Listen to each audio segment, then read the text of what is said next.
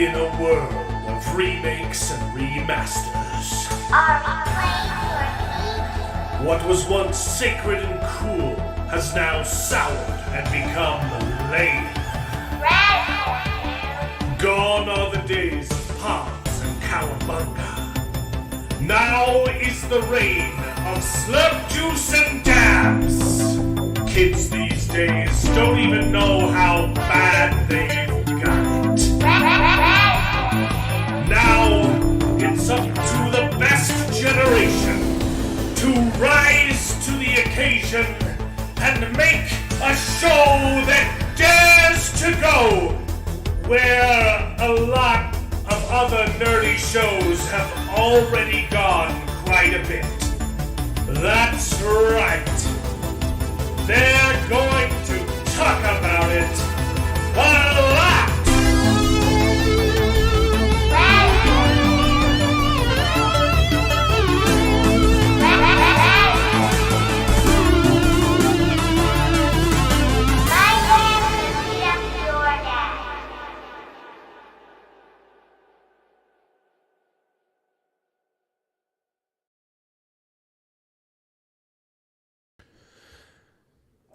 Hello, everyone, and welcome to the show. This is Best Gen, where nerds complain about nerdy things, and it's called Best Gen because everyone on the panel is late. Yep. And we happen to be from the same generation. We don't think we're better than you, but our movies certainly were, so strap on in and prepare to wax nostalgic as we reminisce upon the days of yore while simultaneously complaining about the utter filth that Hollywood keeps pumping out of its sludge pipes on a daily basis. Jared! Hi. I like your haircut. I know we already talked about it, but it's grown out now, so it's not like, ooh, ugh. Yeah. Anytime you get a haircut, the first day you look at it, you're like, that was uneven. I missed a spot. Yeah, the layers are kind of coming into itself, so it's good. Thank you. We got Charles, who's already fallen asleep. I'm I might be exhausted. yawning all night. I've been working on videos. So I didn't publish a video this week, so I have to do 2 next week because the goal was 1 a week. But we got back to fitness streams. I'm back on my diet. Back from vacation. Sorry we had to cancel Best Gen last week. It was not feasible. I was in California. Well, actually, I was in Vegas at that time, but I was on my way home. And so I even if I could have like streamed from a hotel room, and but I hadn't watched anything anyway. So we're talking about Pendragon Cycle finale 1 week late, 2 weeks late because they dropped the finale a week late. We've got the premiere of One Piece season 2. We've got more Scrubs. We're on episode 3, right? And 4, actually, I think. We're on episode 4, right? Because we only talked about the first 2 because we missed a week, and we're talking about The Searchers because I definitely almost forgot to watch it, and got it in last night. It's just. I did not watch it. He's been bullying me into watching it for a long time. It's one of those. Okay. It's a Western with the Western guy in it. My brain's not at 100%. Has John been for a Wayne. while. John Wayne Gacy, yeah. It's him, and it was pretty good. I liked The Searchers. Yeah, let's get Searchers out of the way. It was a good movie. It was definitely an old movie. It was a wee bit racist, but not in only by leftist standards. The movie isn't actually racist. It's just like, oh wow, you can't say that anymore. Yeah, it couldn't be made nowadays. The Indians act like Indians because that's what happened, and they scalp some people, and they assault some women and kidnap some women and take them as their wives. It's a pretty brutal film. It's not like it all happens off camera, right? And it's about John Wayne Gacy trying to hunt them down. And he's convinced that they didn't leave anyone alive. But his nephew is convinced that his little sister's still alive. And John Wayne is the pessimist. He's like, don't, But obviously the movie's going to, like, oh, she's still alive. But also she's been being raped for 5 years. So it's a good movie. Yeah. I liked it. I liked it quite a bit. It's hilarious. The Indian guy is just a white guy in Indian face. But he does. It's a good movie. The acting's solid. Some of it's a little bit hard to follow because a lot of stuff happens off screen. You're like, oh wait, what was that? But it's if you're paying attention, it was pretty good. I will say I didn't love how they kept building up the fact that I liked that they were building it up. I didn't like the decision at the end. It's an old movie. I'm going to spoil it, okay? But the whole time,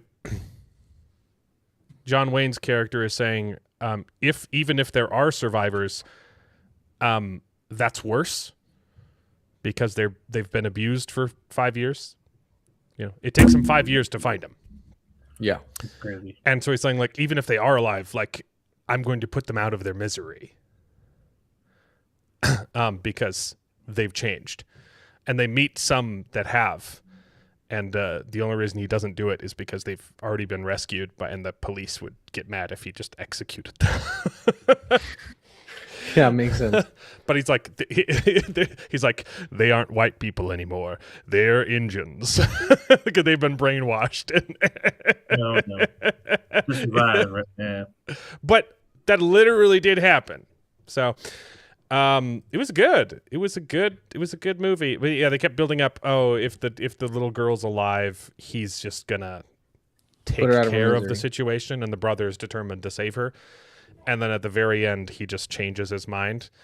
And I just wish that there was a little bit more build up to like why he decides not, to be the bad guy, good guy.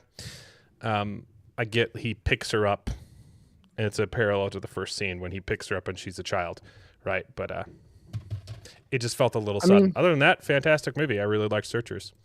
It could also be good if they'd ended it like between a fight with him and the brother. And then they had yeah. Well, it does. He's trying to escape with his sister, and John Wayne is gonna ride her down with his horse, and he like jumps. He's trying to pull him off the horse, and he shoves him to the ground. And so he's like, okay, he's clearly determined in this scene, and then the next scene, oh, okay, she can live. You're like, because she remembered me, right? It was weird. Sounds awesome. Yep. Like, I think the only fault is that it's old movie and old quality. It was good though. It wasn't boring. I might check it out. I liked it quite a bit. It was a good movie. Yes, we got another Best Gen live stream. Sorry we missed last week. We got some wonderful people in chat. We got Adrian Fahrenheit Tepes. We've got Fadeon, who made me watch this movie. Yeah, it could not be made. Wait, they actually show the atrocities that actually happened in real life. This isn't a Noble Savage movie? No, it's not. Now, not all of them. There were some good ones, okay? But they did some bad things. I think there was recently a movie that came out recently that showed some Indians doing some pretty bad stuff. Remember? There was one on Netflix called it was actually about the Church of Jesus Christ. Well, they were fake Indians. Yeah. It was Mormons pretending to be Indians, murdering people. Well, that was part of it. But they also showed some of the other tribes which didn't happen, that were Indians, and it showed them scalping people and stuff like that. It was pretty graphic, actually. Interesting. I don't remember what it was called. About the mountain. It's American Primeval, and it's supposedly about the Mountain Meadow Massacre, which is grossly. It is not accurate at all. Oh no, absolutely not. I mean, there were some pieces that were true, sadly. To say they took liberties with the story would be I never generous. Watched it. Huh? As fiction, is it a good show? I haven't seen it. I mean, it was kind of hard to watch being a member of the church because knowing that they were grossly telling it like they were inflating a lot of people. the evil. And I stuff did like see that. a lot of buzz online about it. Like people liked the show. So yeah, there was. I mean, it was nitty gritty, and it definitely had a lot of stuff where you're like, oh, this is kind of an interesting concept, but like they completely portrayed like Brigham Young in a wacky like evil he's like a thing. criminal mastermind. And Yeah, yeah, like he's the criminal mastermind behind all of it, and that is just not true. No, and so it is. There were points like that where I was like, this that's not how it went down at all. Yeah. Like, well, the people that are portrayed as the victims were actually the perpetrators. They were kidnapping. They were doing some bad stuff. Yeah. And there was retaliation, and Brigham Young actually told them not to do that. They're like, no, like forgive, turn the other cheek, and they went against the church. So Mountain Meadow Massacre was not a good thing. Like not defending it whatsoever. Okay, we got some more people. We got Mark Clark. Board gamers are untrustworthy. Yes, David. I don't think David's showing up at all. We're supposed to get Dark Jared sometime. He didn't say he wasn't coming. And we didn't get any snow. This has been the driest. Well, it hasn't been dry. It rained a bunch of times all through the winter, but it's been the warmest winter ever. It's been kind of great. But summer's going to suck. So we've been getting a lot of snow in the mountains, which is good. We are getting snow in the mountains, right? Which will definitely help during the summer. But it has been really dry. Who else we got? We got Josh Templeton. He's got his 12 whole inches. Yeah. I saw your next comment. It was good. Shoot, that was supposed to be a 12 too. My gosh. Stream to the desert. Mark Clark, 199. Thank you so much. Did I get my Starfleet Academy recap done? I barely watched the stuff that I wanted to watch. How much have you watched? I haven't watched any more of it. I haven't seen episode 2. I don't want to. It's bad. Yeah, the first episode. I didn't even get a regular video out this week because I was gone and I tried. Also, I've been back for a bit, but we've been getting back into the flow after vacation, and also Slay the Spire 2 dropped, and I played a little bit of it. So, look, the first game is my most played game of all time. Maybe League of no, I played more League of Legends, but that's in the past. That's in the past. Dude, I can't stop playing Expedition 33. Like that's such a good game. Yeah. So it's a masterpiece. So good. I haven't gone back though. Like the DLC dropped and I'm like, I didn't finish the optional bosses. I beat pretty much everything except for maybe the last boss on the Endless Tower and Simon, and I was like, that got to the point where it wasn't fun. Like the only way you could beat those fights is if you mastered the parry. And I was like, well, that kind of eliminates the rest of the game for me. Yeah. And that's what I liked. I liked the parry mechanic, but I didn't like how it no longer became optional. Still a masterpiece. And that's totally okay to have that kind of optional supplemental after you beat the story stuff. So I'm not mad that the game had it, but I was like, I'm good. And the DLC just looked like more of that. And I'm like, well, it was a perfect game. I don't think I need to do that. That's not for me. So I've been playing it on the hardest difficulty, like I do all games. Yeah. And if I don't parry, I'm dead. Like within minutes of starting any boss fights, and I'm just this is crazy. Which is why I wouldn't like that. That's the only part I didn't like.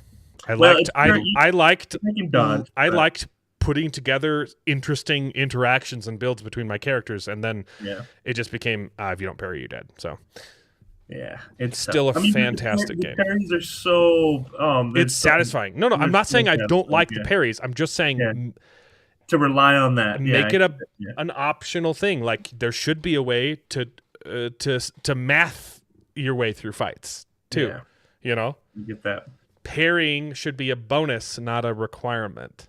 Yeah. Anyway, point of the story. Let's see. We got through all this. Looks There's like a the good sun. game, and it's been on my wish list for a while. I don't. Oh, it's great. It's fantastic. It's really just the is. turn-based. I'm bigoted towards turn-based games. Me too. so- No, me too, Charles. Like that is one that's really hard for me. But like they make it it's so crazy good. satisfying that I don't even care. I'm like, this is so cool. I'm like, gonna check it out when it's on sale. I'm gonna buy it and play it. I've just been putting it off. Also, if you don't know anything about it, don't look up anything. Expedition not 33 should be played blind. The less you know, the better. It's great. Yeah. About the story. Yeah. Yeah, I've managed to avoid all spoilers. It's I don't beautiful. know anything. It's beautiful. I know there's a guy that vaguely looks like Harry Potter and a ginger girl. Who? Wait, sorry. The Is he guy. talking about He looks Daniel Radcliffe. Talking about, He's talking about the he's talking about the main guy. I can't remember his name. well, which main guy? But yeah, The main guy with the kind of curly hair they both have that you start curly hair. playing at the first. He Gustav. looks like Daniel Radcliffe. Gustav, that's it. He I looks like get it. Daredevil because that's who he Yeah, is. I mean, he But- kind of Oh, looks is he? like him. Yeah, Yeah. he's not Matt. That's the real. What's his name? What's the Daredevil actor? I don't remember. I'm horrible with actors' names. Anyway, I did not know Yes. he was the same actor. But I that's enjoyed what The he used to Searchers. do. Yeah. El Nino is coming. Yeah, baby. Oh, never mind. Actually, look, Let's he doesn't see. look that much like Daniel Radcliffe. Actually, Dude, Fireball Island is fantastic. The new version is actually pretty good too. I think that's the I one we never got to play. yeah, David has it. So Yeah. he spent a bunch of money on the new Fireball Island. It's quite good, but there's just something magical about that old vacuum formed board. the new one is vacuum formed. Huh? The new one is vacuum formed. Yeah, I know, but the old one was better. Okay, the old one was better. Maybe. I think that's just nostalgia. I can't tell you how many times I played. No, it's better. It's a You better think? board.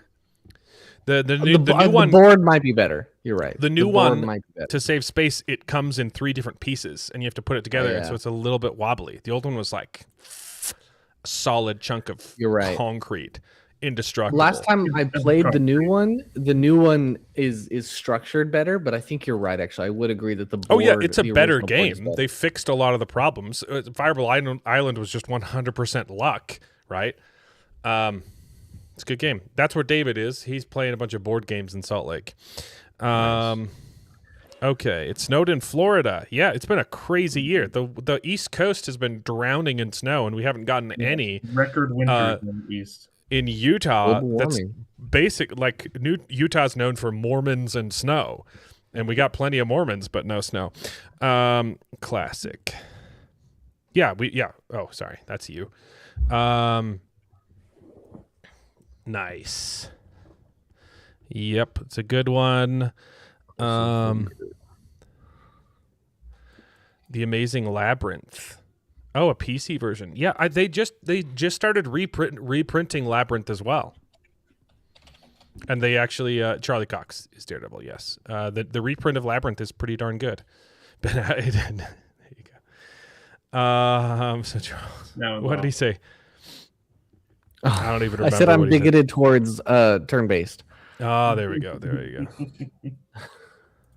Yeah, rolling the marbles. It's fun. James McAvoy.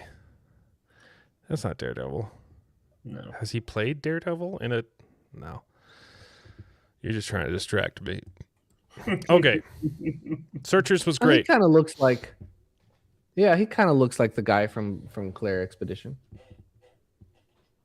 Who? James McAvoy. James James McAvoy. Okay. Charles Xavier. Young Charles Xavier. I know who James McAvoy is. Okay. I was just confused as to Yeah. what you were Yeah, he saying. looks like him. Okay. So we got One Piece. I watched the first 3 episodes. I did 4. It was hard Yeah? to stop. It was hard to stop. Yeah, well, they were really long though, and I only Yeah. usually started watching at like 11. And I was like, oh, I can't do 4 of these. And we got Scrubs. And I haven't seen next week, I'm absolutely seeing Project Hail Mary opening weekend with my wife. Yeah, everybody's raving about it. I read the book on the road trip. The book is phenomenal. I loved the book. I'm really looking forward to the movie. All of the early previews, I haven't heard any bad press. Yeah. Everyone's saying it's phenomenal, and it's people that I trust, right? We got some film threats already seen it. They loved it. There's a big list. So, oh gosh, James McAvoy was Children of Dune. Yes, okay. Dune outside sci-fi is cursed to not make it past the origin novel movies. Well, do you count Dune Messiah as an origin movie? I guess, okay, the TV show got through Children of Dune and then stopped right before the story gets super interesting with God Emperor of Dune. I want to see God Emperor of Dune on screen. I still haven't read the final book. I still haven't read Chapter House. I've been saving it for this year when Dune drops. I'll get it. I'll read it this year. And are they coming out with another Dune movie this year? Yeah. Which it's Dune 3, but it's Dune Messiah. It's the second book. I know Miles Tegg would be so... Have you guys looked into this Dune game made by the same guys who did Conan Exiles? I mean, it looks really good. I don't know though. Yeah, I don't know if I'd be super into it. I like Conan Exiles. It looks fun. I'm not super into Conan, but I don't know. I think I'd have a lot of fun playing it for like a month, but then... Yeah. See, that's exactly. That'd be a really fun month, though. So if it's on sale for like $20, I think that's worth it. A month's worth of fun for $20. That's too much for me. I'm a cheapskate, though. Next week, we'll get Project Hail Mary, and we also get Invincible. I think they're dropping the first 3 episodes. Okay. And then the rest will be weekly, which...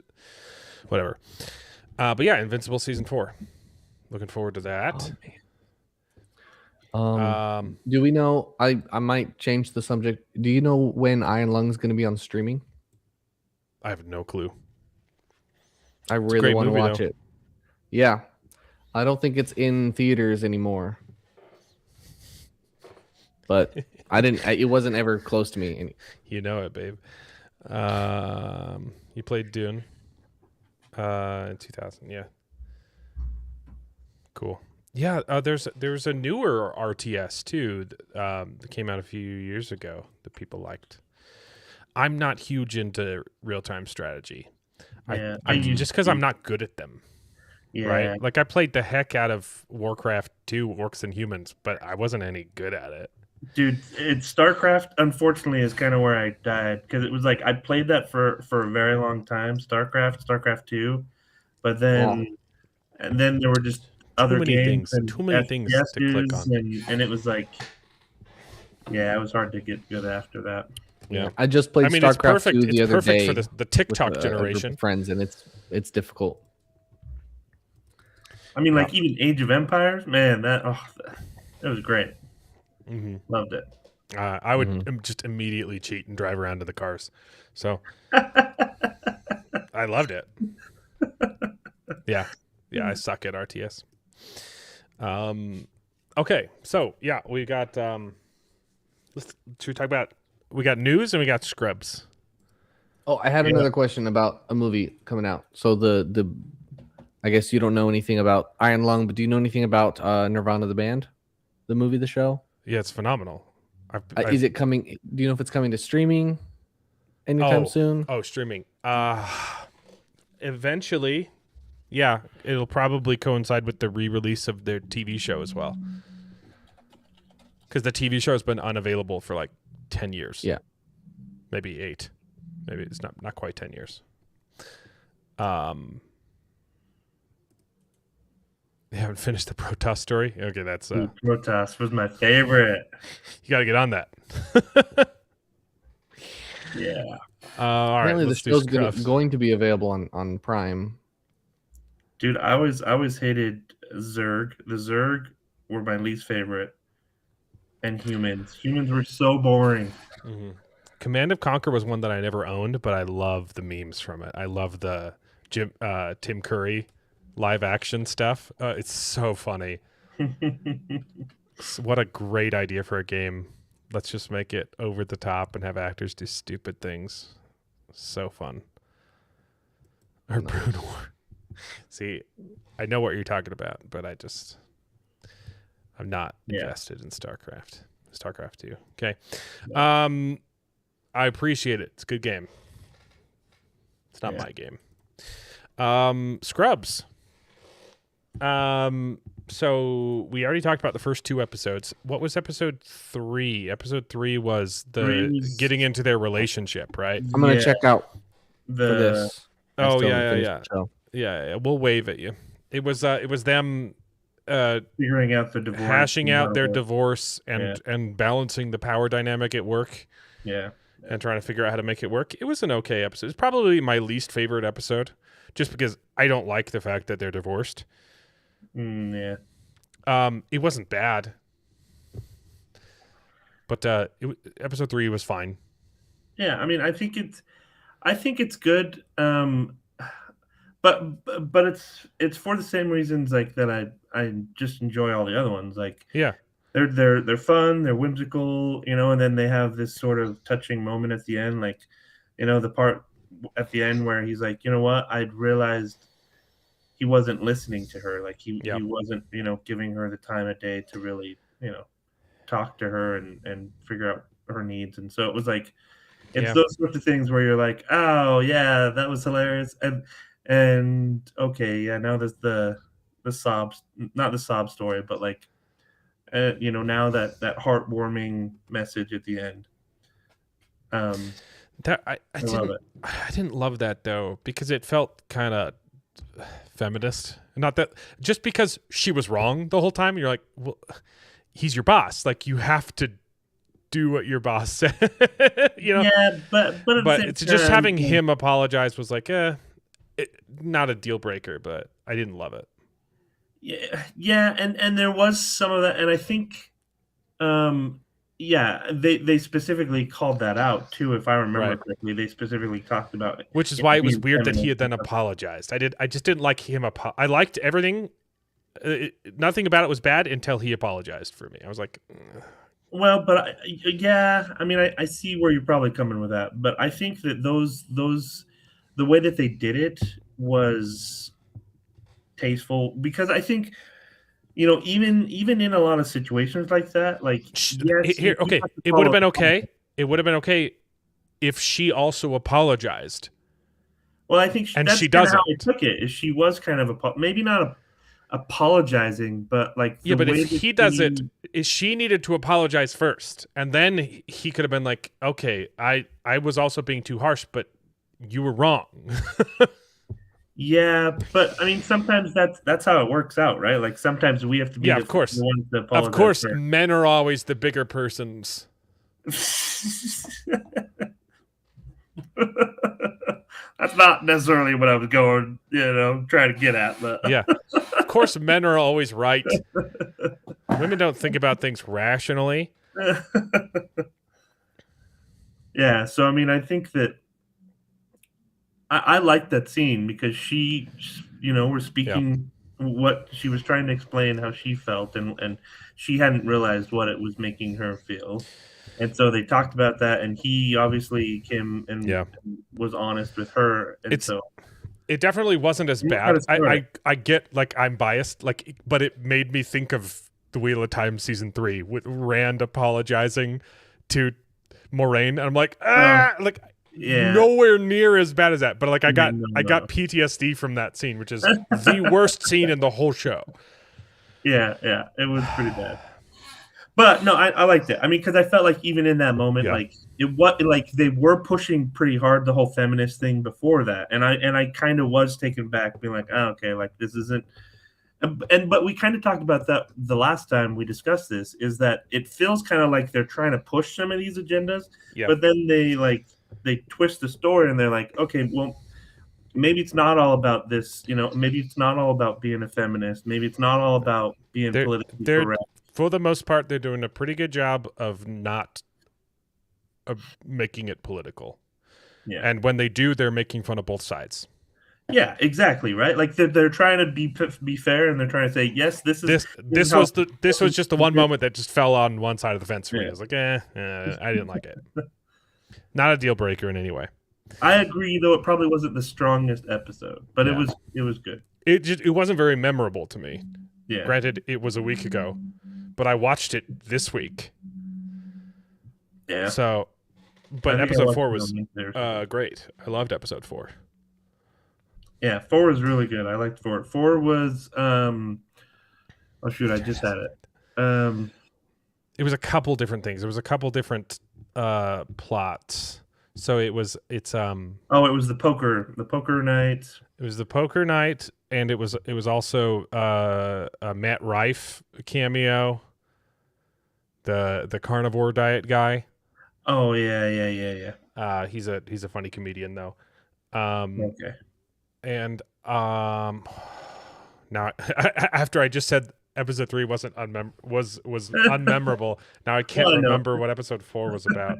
Well, I think that was really the biggest thing was the poker nights, and then it was the diet, and you get introduced to the janitor, Right. which mentioning the janitor, I definitely feel like they might be bringing the other janitor back.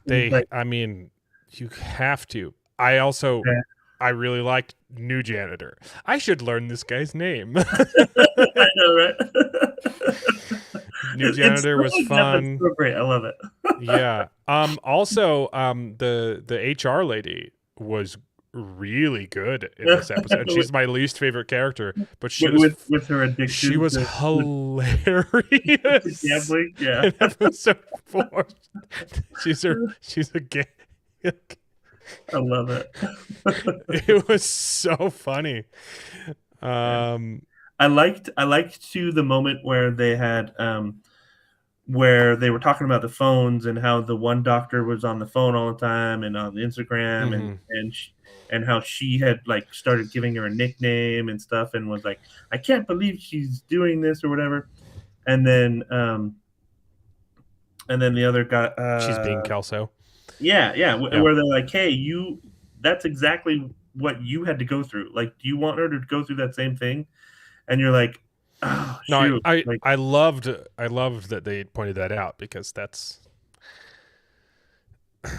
the problem with feminism. So, it was good. It was a good episode. The JD and Turk's relationship stuff was just fun. It was really funny. It's kind of I have to admit it's kind of interesting to have JD being single still, right? Like to have this sort of idea where he's all on his own. Was this the episode with the boxing ring match, cold open, or was that last episode? Where he's like, "Hey, I've got a no, that was this one. That was this one. That was a really good cold open too. Yeah, where he's boxing his ex is. Well, no, because they did a wrestling one in episode 3 where him and his wife were fighting. No, it's the same one. It's the same but one. But then is this the one where they pop through the ceiling, or is it okay? I'm mixing up 2 cold opens, huh? It's where he's talking about the lady that's single in his apartment, and they break through the ceiling, and he hits on her. That's the same one. That's the same one. So this one he pops through the ceiling because he's got a new apartment. So it starts out with him talking about how he's got this new apartment and how what's he going to do. And so they talk about the trampoline, and so they're jumping on the trampoline, and then I was mixing that up with the boxing scene. Well, yeah, but the boxing scene comes. Oh, you know what? Boxing scene was last time. Was episode 3. Yeah, I just got the 2 cold opens mixed up. You're right. Because they were talking about how they were fighting, and then later he was fighting with his buddy at the end because he's a DM. He's a dungeon master. That was funny. That was good. That was great. Also, I'm enjoying the younger cast too. I think they're quite funny. Yeah, I agree. I don't know if they're quite the same. You know, they definitely aren't the same as the original show. That JD's the sort of main level. character. Yes. What's what's his real name? It's No, it's not Julian. No, it might be. It might be. He's just everyone calls him JD. What is his real name? I think it might be John Dorian. That's it. John. Yeah. Okay. Yeah. Yeah. So, So I think though, like they're good. The younger,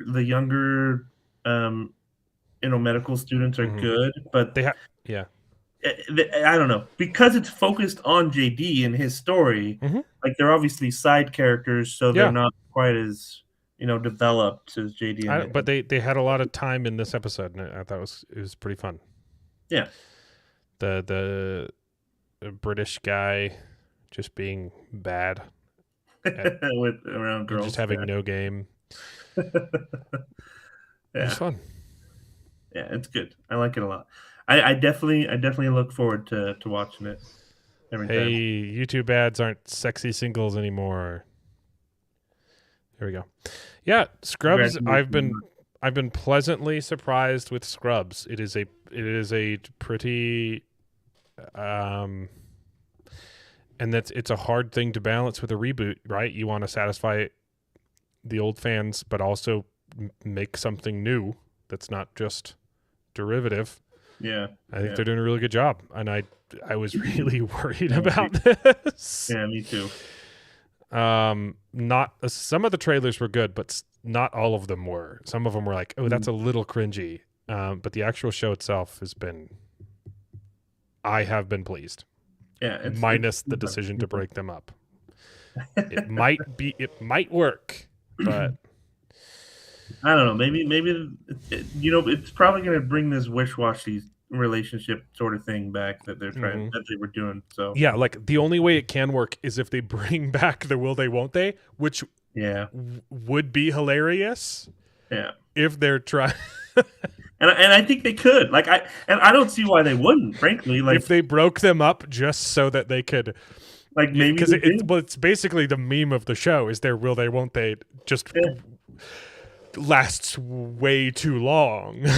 yeah, right. But I think they are kind of well. I don't know. Maybe they haven't shown a lot of it, but I feel like they kind of are getting some of that already. Like, is he the whore guy or the black one? He's the white guy.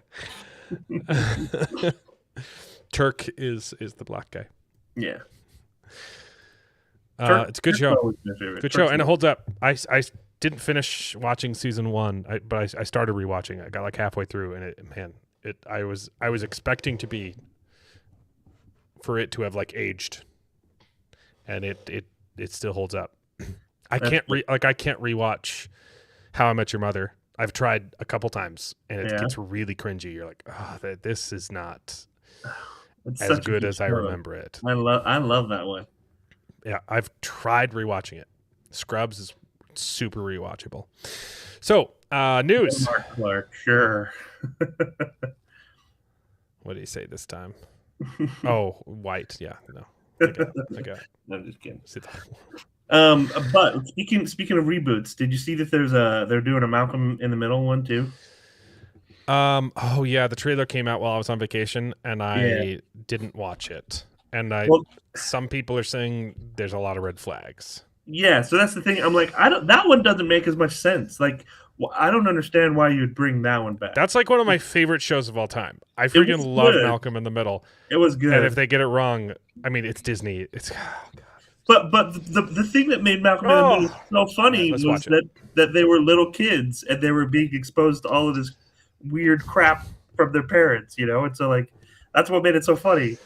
But I mean, it's not that it can't work with with him having kid, but should we watch the trailer? I think that would be fun. Yeah. All right. Yeah, welcome back. We might Carl. just demonetize the whole show. I was doing a lot of stuff on my hands, so I didn't mean to wave you back in yet, but we're done. We were done. No, it's okay. I could vaguely hear you. I couldn't hear you guys enough to hear a lot of spoilers. Just every now and then, it's a couple words, and I heard you guys changing the subject. So Oh, yeah. good. Oh, good. No, yeah, we had already gotten past the spoilers where Turk dies. So Yeah. Yeah. I didn't even process. what okay. you But said. then they bring him back from the dead in this. It was creepy, but it worked. Nice. That's cool. I mean, they are doctors, so. You guys hear that? Yeah. Oh yeah. I have This not is seen great. this. I saw that it came out. Have not watched it, and I I saw forgot bits and to send it to pieces as myself, well. so I forgot about it. Life's Yeah. still unfair. Now this isn't like a reboot. It's like a special. There's like 5 episodes. It's Oh, it's gonna really? be, or maybe even 4. It might just be 4 episodes. Okay. I thought it was gonna be. It was more Light- of a reboot. No, Okay. well, it's a reboot special. Episode. Maybe just to count. see if they can reboot the whole thing, sort of thing. It's 4 episodes. Yeah. Okay. So, it's like a Christmas special, right? Yeah. I'm like, okay. I didn't realize that's. what Have it I was. seen the bad news? Is it that everyone hated the trailer? I don't know what bad news you're talking about. I don't either. Or is the bad news that it's getting a reboot next month, April, right? Hold on.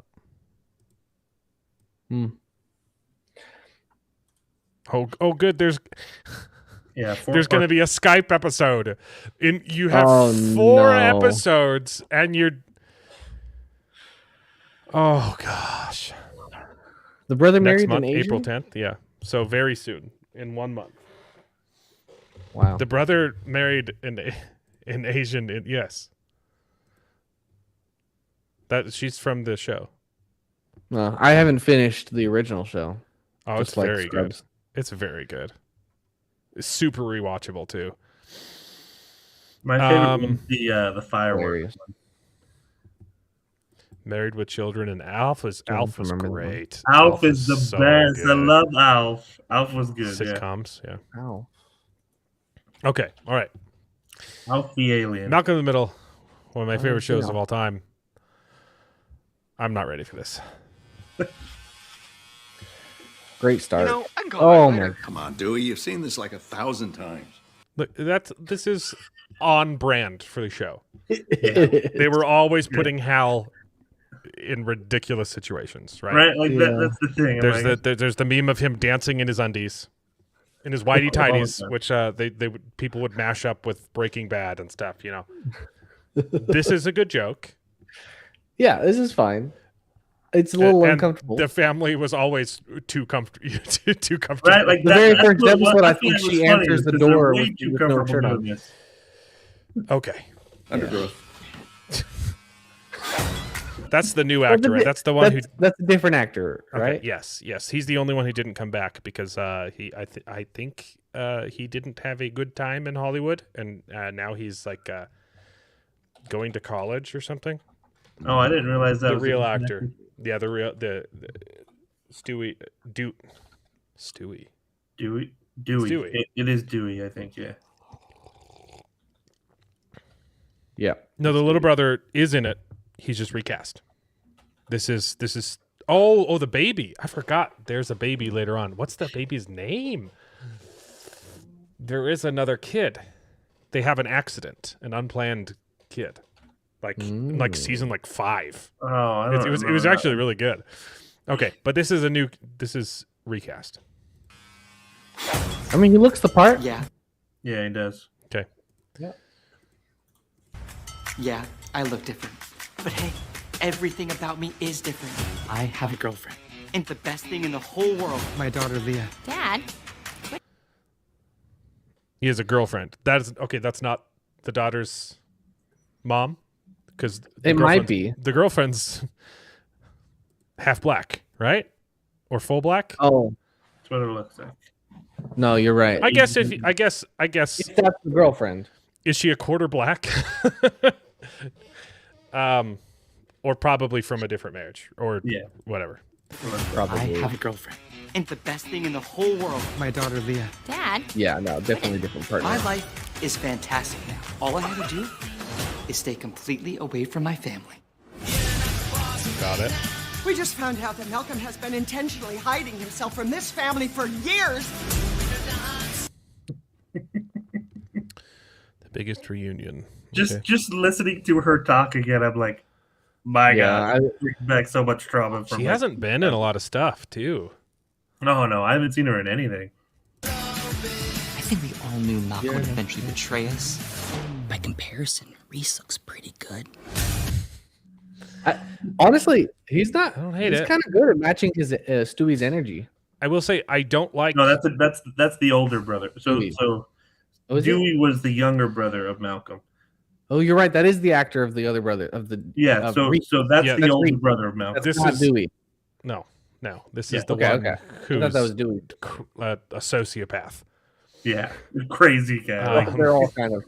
They're all. This is the second oldest. kind of the bully. He was more of the bully. Kind of. Reese, right? Yeah. Yeah. I'm not. I mean, I'm not hating any of the jokes. I don't like how it's filmed. It's too modern. I get we're making it's a but I don't like how it looks. You know, It feels different. It feels Fair. different. I think that's a fair complaint. it's the staging too. So like this. Please, no!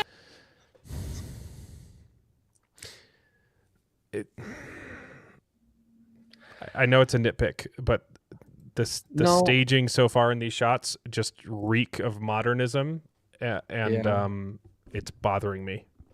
By comparison, Reese looks pretty good. This family's non-stop antisocial behavior and mindless, myopic priorities are toxic to me! Can I at least give you a hug? Not physically. You have to make peace with your family. It's not just mom and dad, it's so much worse with my brothers. You have brothers. You're right. I haven't seen the youngest, the baby. Yeah. I haven't either. Haven't I forgot seen about him. it. No, that is his daughter, but we didn't. He said, I have a girlfriend and a daughter. Yeah. The girlfriend's the one that was just like, oh, you have brothers? That was the girlfriend. Yeah. And that's- His girlfriend is not the mother of his daughter. No. It could be. They're just not unwed. Well, no, but That's a pretty the- old. the- That's a pretty old daughter to not- have Yeah. to still be girlfriend status. You know. Yeah. but also she doesn't look the part. She does not look like the product. She doesn't of- look mixed race. No. There you go. Charles being racist.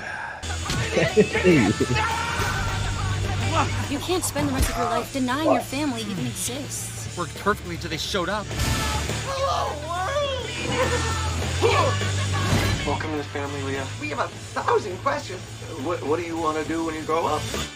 Crush your father's soul and make him question his own identity? Is that the kid? Isn't it? This? No. No, Who's this? that's Who's the one with the beanie? Oh, Maybe. I don't. Was the kid a boy? or Maybe a girl? that's I her don't- mom. Maybe. No. Is it the one I on assume- the I assumed far it was right? called Is that a boy because or It's in the U.S. Coast That's a Guard. girl. it looks like a US girl? Coast It could also be Oh. Yeah, I don't know who this is.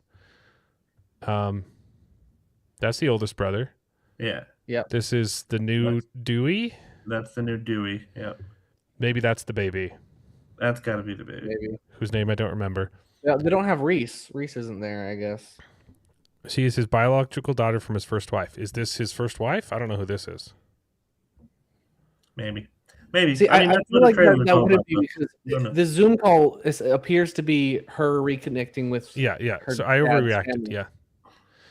So she It's wouldn't. them her finding mom out would- she exists. Yeah. Still could have been in person. Crush your father's soul and make him question his own identity? Excuse us a minute.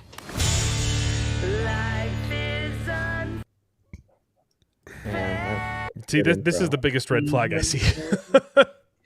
Disney Plus. so I didn't see. I don't hate anything it. overtly I red don't- Flag. I didn't hate it. The jokes seem on brand. I just don't like the staging. There's some of these shots just like it feels like a different show. exists.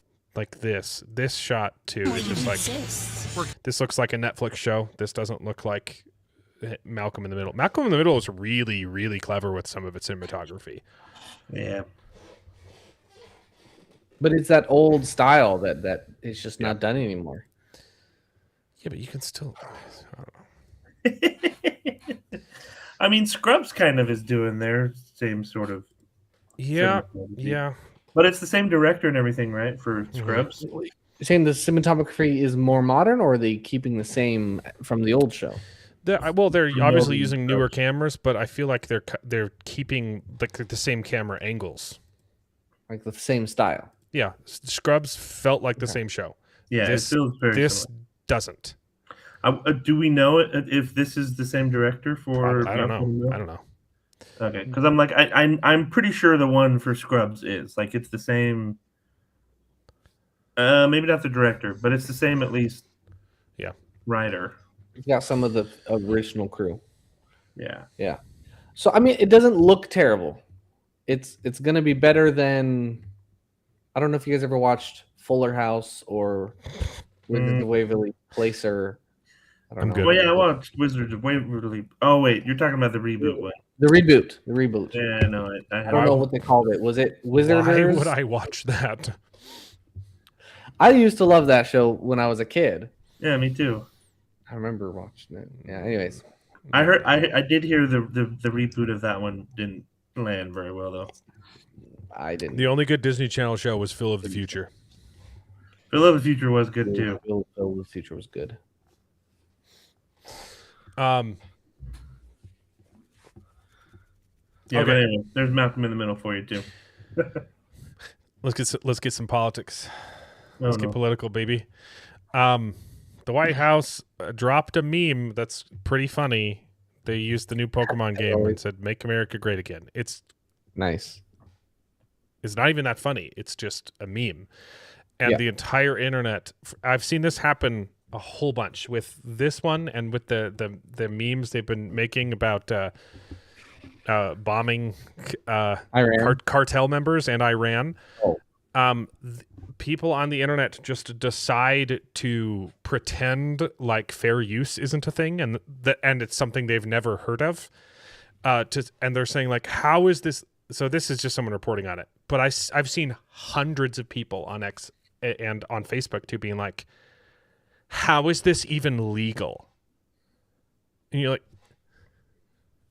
and I've seen YouTubers asking that question. And you're like, so you're either a moron or you're intentionally being misleading. It's called fair use. It's a meme. You don't need permission from the Pokemon company to make a meme. I don't even think fair use would be a precedent here because they're not even using. It's ridiculous. I guess they're using some of the assets in the background and the font. But fair use usually comes into effect with like video, right? Yeah. For like reviews. I was gonna say it kind of is the same instance though. When you scroll down, they used all these other images, but it's like okay, it's called a meme. You don't need permission. And it's then you transformative. But you go down further, and it's literally they're using a meme. It's like, hey, did Pokemon say you could use that? No. This is more of a violation. Neither of them are violations, but this would be worse.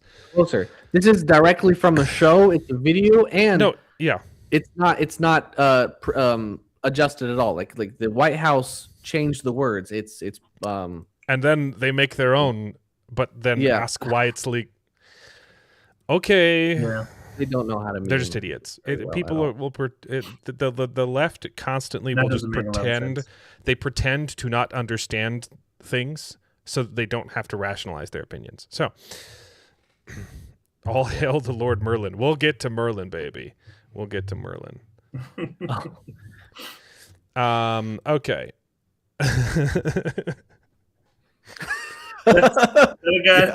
A magic carpet? Is that what that? Yeah. I have seen so many of these. Gosh, That's ridiculous. I would so watch funny. that movie.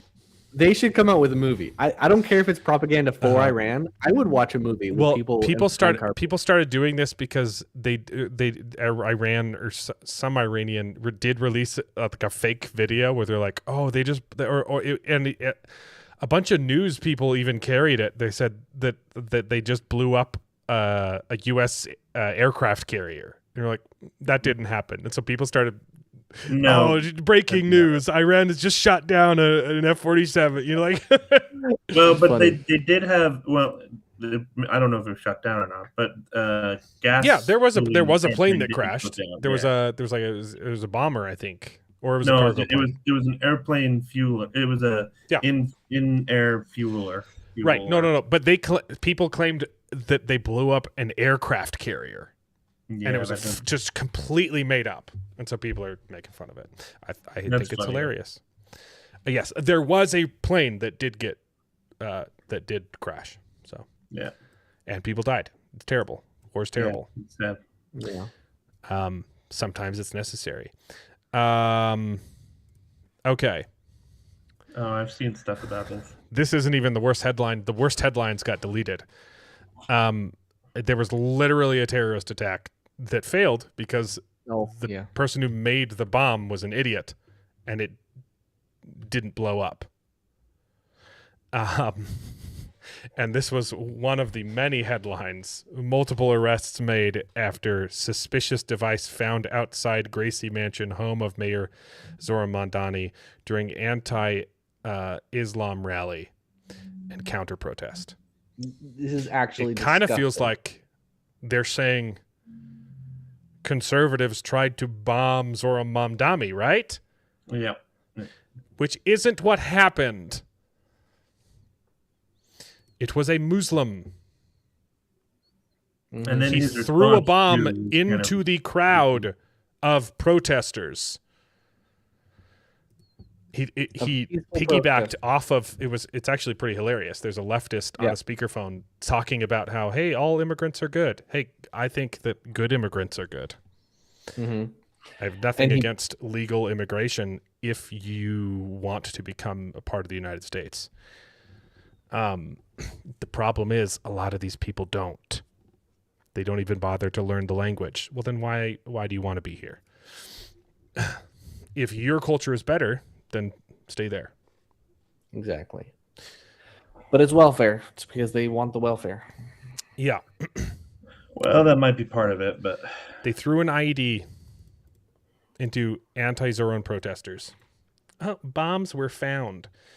CNN had a big one where they said, two immigrants were just out on the town enjoying a Saturday, and their life was forever changed when they were arrested because they dropped something. They had to take that one down. They swung their arm around and dropped it. New York is no place for anti-Muslim hate or any kind of prejudice. We don't need out-of-state provocateurs sowing fear and division and violence in our city. This is satire. No, it's not. This is a senator. Just to be clear, clown in a senator's position. A peaceful protest was taking place in NYC. A Muslim jihadist threw a shrapnel bomb containing nuts, bolts, and screws at the conservative protesters while shouting Allahu Akbar. State Senator Liz Kruger sides with the jihadists who threw the bomb and says there is no place in NYC, in New York, for conservatives peacefully exercising their First Amendment rights. These people are insane. I have no problem with Muslims. I'm not a big fan of Islam. I think the ideology is fundamentally incompatible with the values of the United States. That doesn't mean they're all bad. But if you're coming here and you don't like the United States, why come here? Well, There's more. But There's why are going to be we? a lot of opportunities here, but Great. And if you want to participate, hey, I wonder why. I wonder why there are opportunities here. Maybe it's because of our values that create opportunities.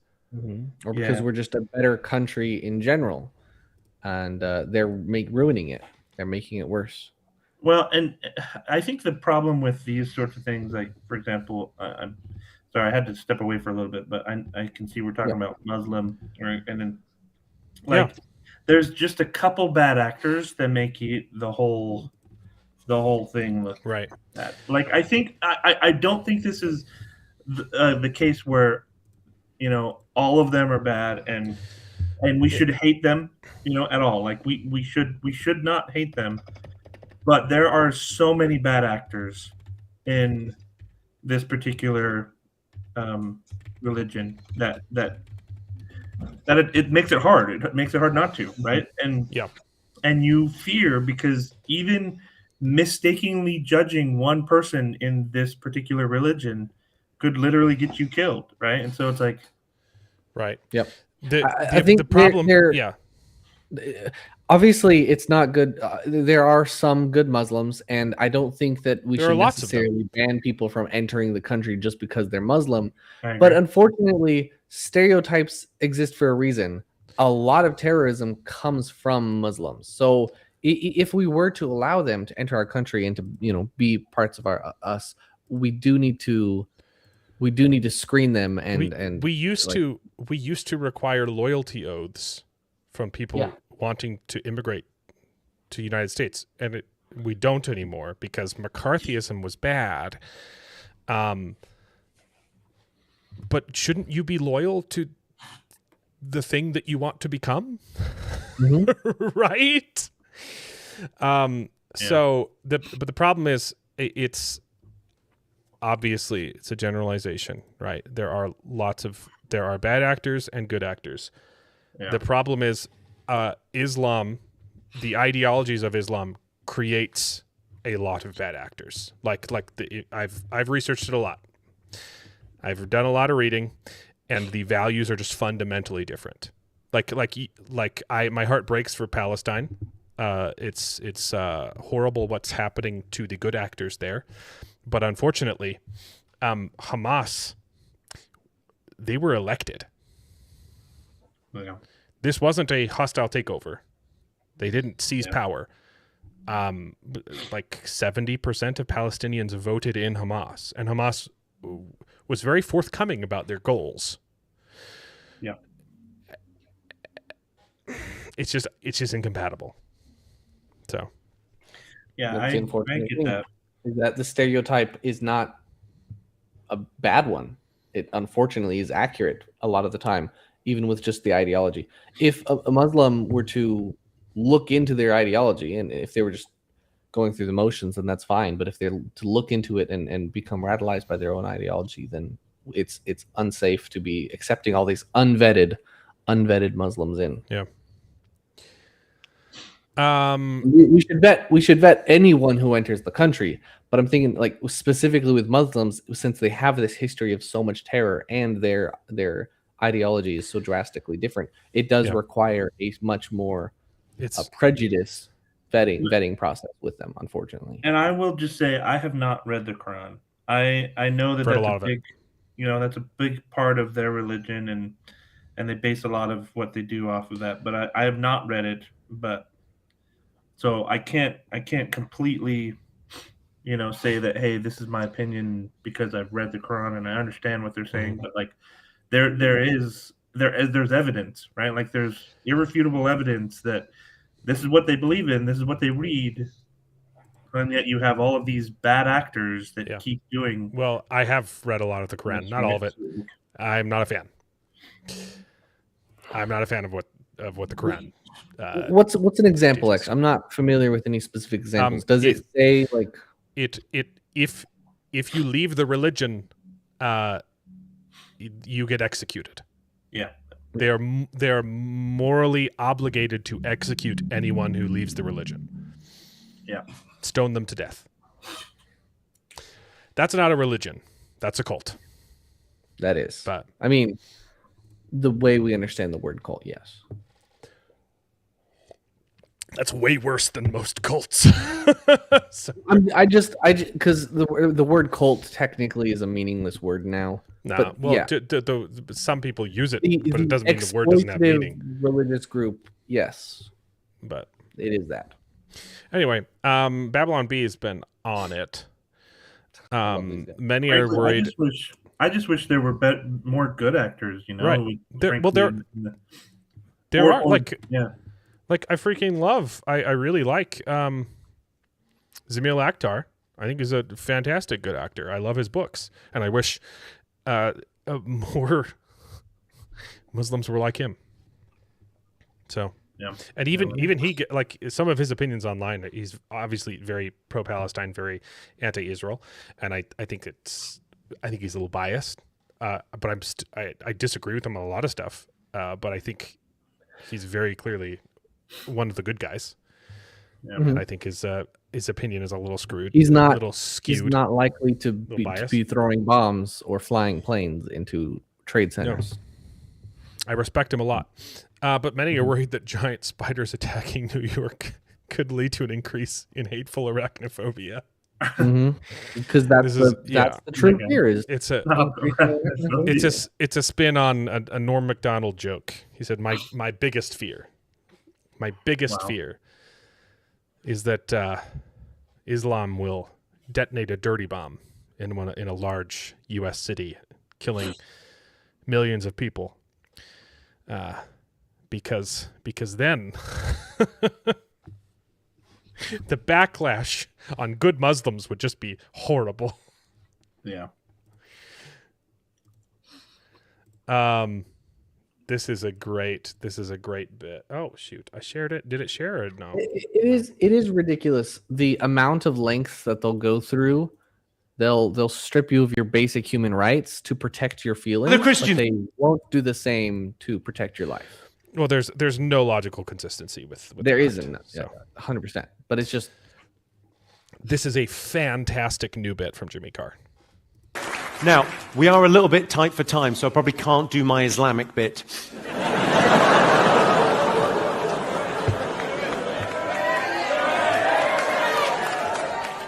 Well, obviously, I'm not going to be telling the same jokes about Muhammad. I'd feel very comfortable telling about Jesus Christ, and that's because, fun fact, I'm not a fucking idiot.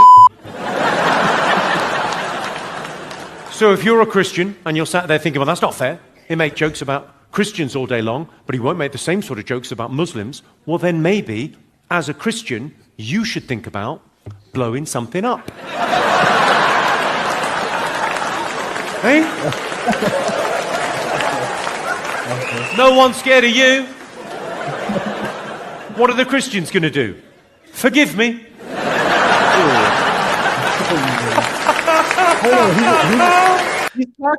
He's talking pretty bold for someone within crusading distance. Yeah. Well, he has a bit at the end of every show called "This will get me canceled" or something like that. Yeah. He just tells the most offensive, I can't remember what he calls it, but yeah, Jimmy Carr's hilarious. I love his offensive. He's great. Well, that's what I was gonna add too, just real quick, was that like I think there's a lot of people online, or a lot of people just in general, that they're like, hey, like, don't hate Muslims. Like, you know, like there's no need to hate Muslims because of, you know, for example, 9/11. Right? Like there were so many hate crimes that happened to Muslims in general just because of what happened in 9/11. Yeah. Right? And yeah, like that's fair, but at the same time, like, what other religion is doing stuff like this? Right? Like it's the same thing every single time. Well, and the left will teach you that that the Crusades were propagated by Christians, which is not the case. The Crusades were a reaction to centuries of invasions from Muslims. I will add this. One thing they can point to is say, "Oh, Christians were violent too. They did the Crusades." No, the Muslims did the Crusades. We defended them. But I will say this though: they're not the only ones, right? Like I think a lot of times too, like they may be just the only ones that people are choosing to mention or choosing to put on the news, right? It is the biggest one, though. It is definitely one of the bigger ones. But like, I don't want to exclude anybody else because, right. For example, the attack in Michigan, right, with the Church of Jesus Christ, like that was clearly a Christian that decided to attack, the church, and so it's like they're not the only actors, they're not the only people doing it, but they are 100%. definitely one of If the you were larger. to assume that they are the only ones, that is illogically irresponsible.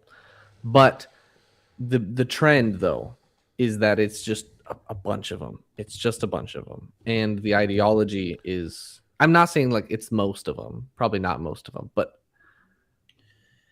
they're of the biggest. Like Iran is the world sponsor of terrorism, I believe.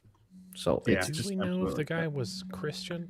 He was obviously a leftist, but He was I don't know American. if he was Christian or he may have been an atheist, even. He Or wasn't Muslim. Is Jared's point, though?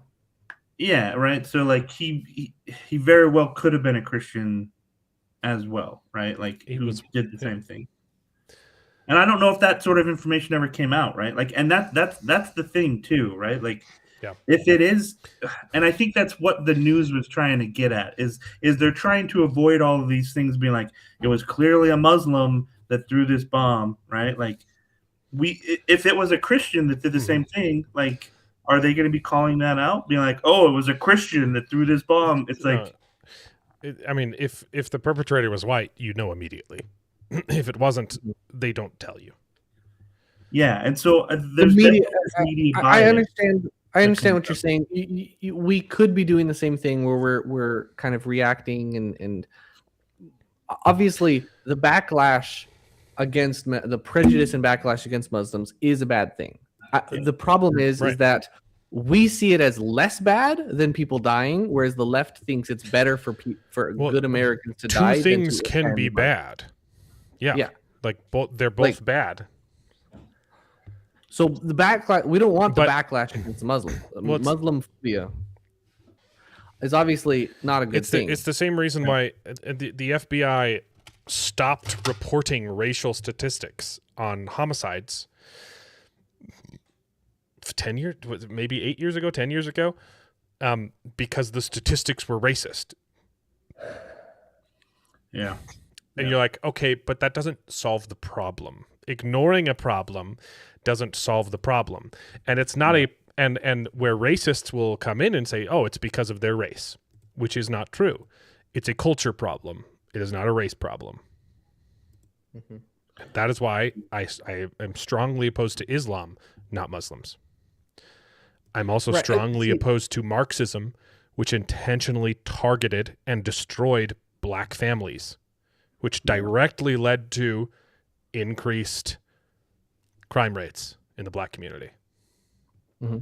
I think the reason people get offended by that is they think when you're talking about black people commit most crimes, they think that the automatic solution you're presenting is to arrest all black people. Nope. When obviously it's to fix the that culture. is not the thing. The solution is to arrest those who commit crimes, whether it be black or white, arrest them all, and then fix the culture on the side. Put fathers back in the homes and stop the welfare. Lyndon B. Johnson, the Model Cities program, they literally went door to door, knocking on exclusively black poor neighborhoods. They targeted black families and said, hey, guess what? There's a new law out. You can get money from the government if you don't have a husband. The black families used to have a higher percentage of married families than white by like a good 20%. And within 10 years, decimated. Not decimated. That's only 10%. It just completely reversed, completely flipped on its head. Now they have the lowest marriage rate. Yeah. That's crazy. And now you have a whole bunch of people being raised without fathers because their mothers are married to the government What do you think that leads to? It's Marxism, guys. Read the The Naked welfare Communist. The welfare state is the root problem for a lot. Maybe not the root problem, but it is causing a lot of other larger problems. The fatherless homes. It's also causing the immigration crisis. It's causing fat and obesity. It's causing slothfulness and all kinds of stuff. Yep. One of the first goals of communism is to eradicate the nuclear family. So, yeah, because this is what you get. Anyway, when we're saying when you acknowledge that majority of terrorism comes from Islam and Muslims, it's not to say hate all Muslims and deport them all. It's simply to say change the culture. We should vet them stronger. When Muslims come into the country, vet them as much as you can, as it's possible. That's all. That's liberal gets stabbed before they finish telling people how peaceful Islam is. That's awful. Have you seen the video of the bombing, or the almost bombing? It's crazy. The guy's literally trying to defend him, and then these people are nice. Yeah. And afterwards he released a thing saying he doubled down. I don't change my mind. And double downing. Yeah. This is not satire. No. This is another tenet of Marxism, but wow. How old are they this time? They're all 19-year-olds? It's getting younger. Canada has been making unsolicited calls, mental health calls, offering suicide as an option. Yep. I wouldn't be surprised if they start playing ads on Hulu. There's been cases where someone agreed, changed their mind, and they proceeded anyway. There was a recent case with this month of a kid who was groomed to suicide himself. He had seasonal depression, and they convinced him to end his life. Canada sucks, and they will just. I can't think of the word, but they'll just talk about how great their healthcare is. The Lantern Show is going to be awful. They are. The Lantern Show is going to be terrible. The writers called the lore stupid. They said the title Green Lanterns was retarded, so they just went with lanterns. They said people don't want to see green on screen. The suits aren't green, correct? The suits are gray. Yeah. What? Yeah, the suits are gray. It's terrible. I haven't seen anything about this. Also, I thought we were moving away from this. Like with the Wolverine, his yellow armor. I thought that was like the pinnacle of we have finally accepted comic accurate costumes again. And then we're getting this. They don't learn. That's the new suit. Terrible. It's brown. Yeah, definitely more brown than green. They got a little bit of green at the top. Good news. I don't want to know what that's. Whoa, what? Potentially good news. There is going to be a Firefly announcement tomorrow. We don't know what it is, but all of the original actors, including Dead Guy, obviously not including Pastor Bishop? Was his name Bishop? Yeah, it was something. Shepherd. Shepherd. There you go. That's it. The actor is dead, and the character is dead. But Wash's character is also dead, and he is involved. Nathan Fillion went like door to door, did a whole bunch of, "Hey, are you in? Are you in?" He's like gathering the team, and then everyone's like, "Oh, we noticed you didn't include Jane or Wash," and then the next 2 days he did videos with them too. So people are speculating, oh, this can't be a sequel because Alan Tudyk's in it. His character's dead. Mm-hmm. So this is going to be some animated show, which people aren't super excited about. I think the best case scenario is it's a reboot sequel, and you just have Alan Tudyk voice acting a robot. Not bad. I mean, it's not like Something he hasn't done before. Right. Yeah. He says, because Nathan Fillion in his video with Alan Tudyk, he said, "I'm not doing this without you." Doesn't mean he has to be the same character, guys. I'm not really interested in a prequel or an interquel. They're too old, right? So it wouldn't be live action. It would have to be animated if it was a prequel, interquel, or sequel. Or just give him a different character to play. Or clone him. Bring him. That'd be stupid. But also, yeah, Joss Whedon got canceled. Joss Whedon got canceled pre-Me Too for being mean on set. Or not, it was during Me Too, but it was he didn't even do anything bad. He would just yell at people for not doing their jobs.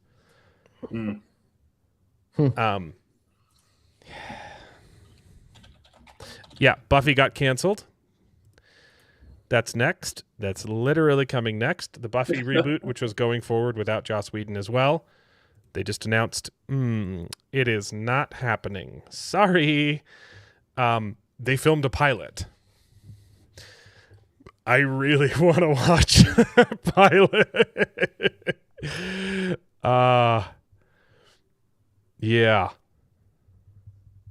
So, it's their fault that Joss Whedon got canceled too. They all worked together to cancel Joss Whedon, and he's the only person that could have made this reboot interesting. So, there's that. What do we got?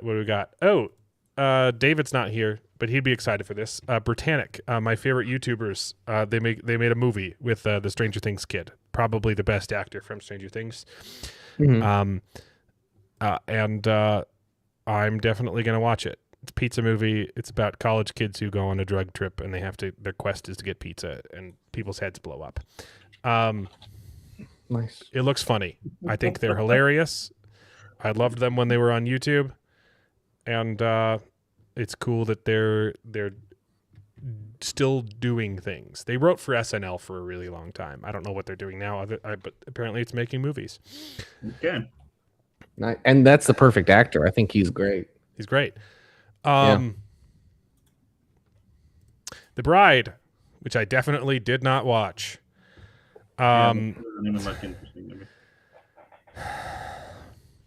Is part of a growing wave of feminist horror movies that place women's autonomy, rage, and control at the center of the monster story. This is praising the movie, by the way. They thought that this was a good sentence.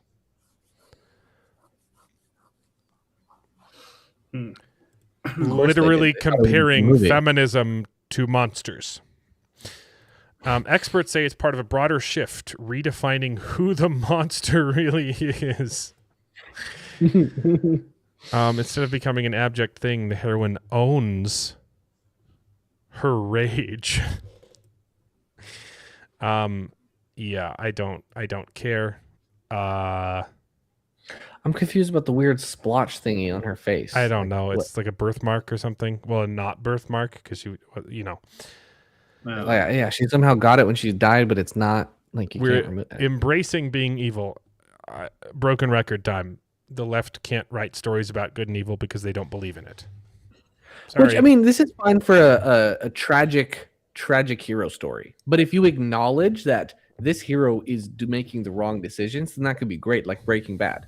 Yeah. Where the hero embraces being evil and he falls down. No. She eats her own vomit. What? That's disgusting. Yep. And throws brains at people. So, okay. It's a box office bomb. Surprise, surprise. The statistics are out. More men watched this movie than women. Of course. And it was made for them. Obviously. Don't cater to people who don't like things. You won't make money. Not even a woman with good taste would ever be interested in this movie. Women with bad taste wouldn't like it. Women with good taste won't like it. The only people who would like it are the writers themselves, and I doubt that even they would like it. No, it's terrible. I did not hear about the ROTC guy, but everyone's talking about it in chat. Apparently, it sounds like he did something good. Cool. Apparently he there was a shooter or something. I forgot the details, but I think I heard about it. Oh, and, he stopped a mass shooting. Yeah. Or he was the only one to. He was the only victim that died because he was the one that stood up. Oh no. The ROTC. No, it was kids. It was there was killed, and the kids beat the guy to death. Kids stopped the shooting. Yep. After the guy killed their instructor, they beat him to death. And the officer reporting it on live TV, she was just proud of him. She was like, these guys, from the way she was saying, way to go, kids.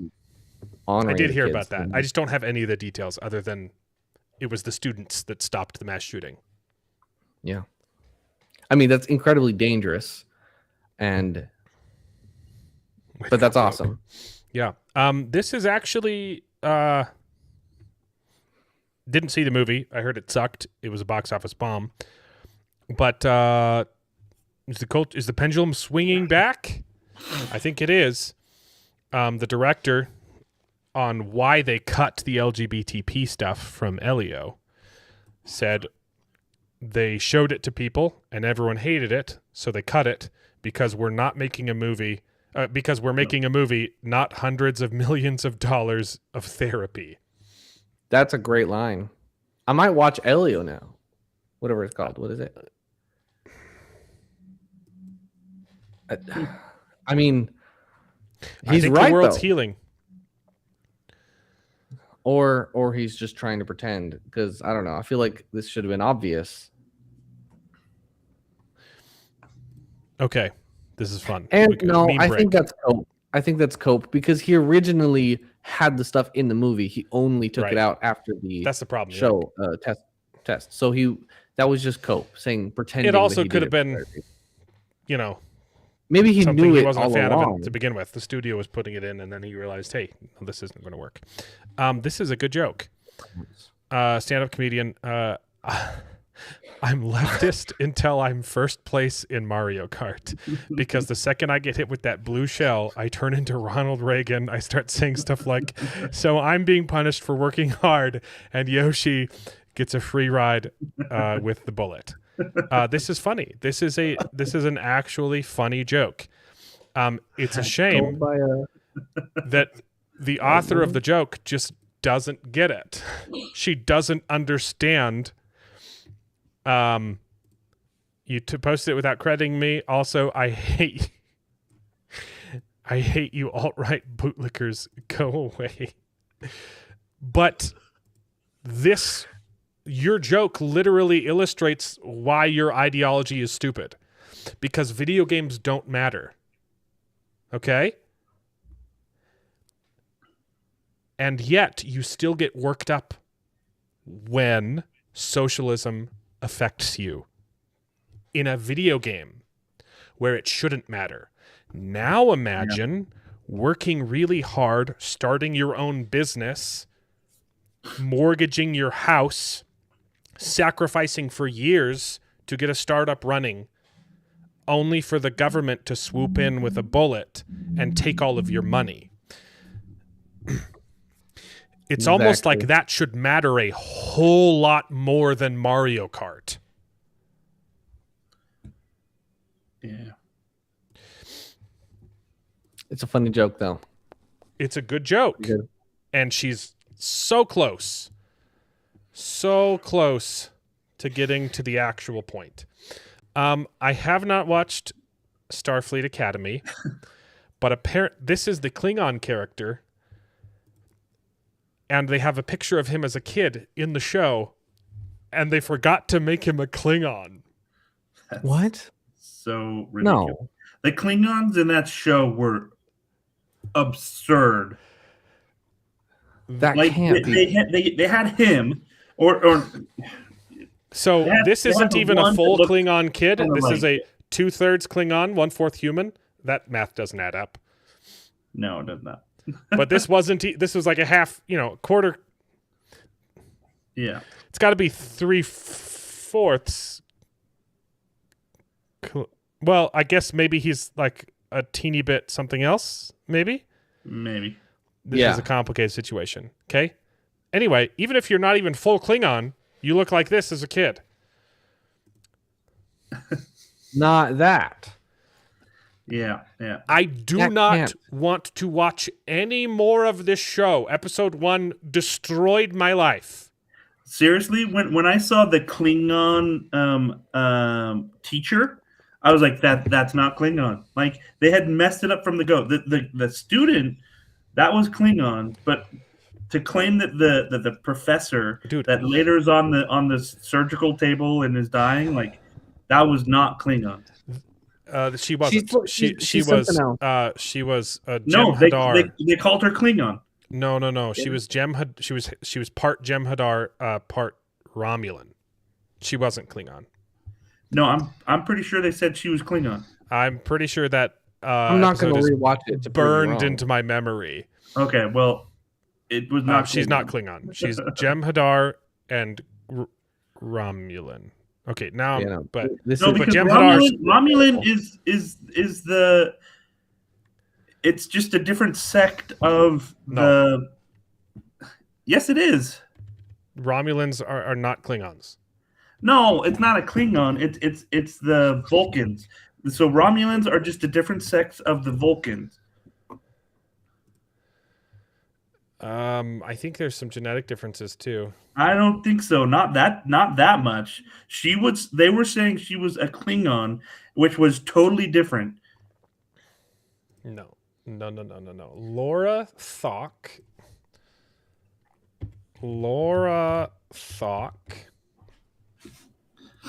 is. She's not. It's not Romulan. Oh, she's Jem Hadar Klingon. Okay. Which is also ridiculous because Jem Hadar can't have children, and they're all male. Yeah, like they're literally incapable of breeding. Okay, it is Klingon, Romulan.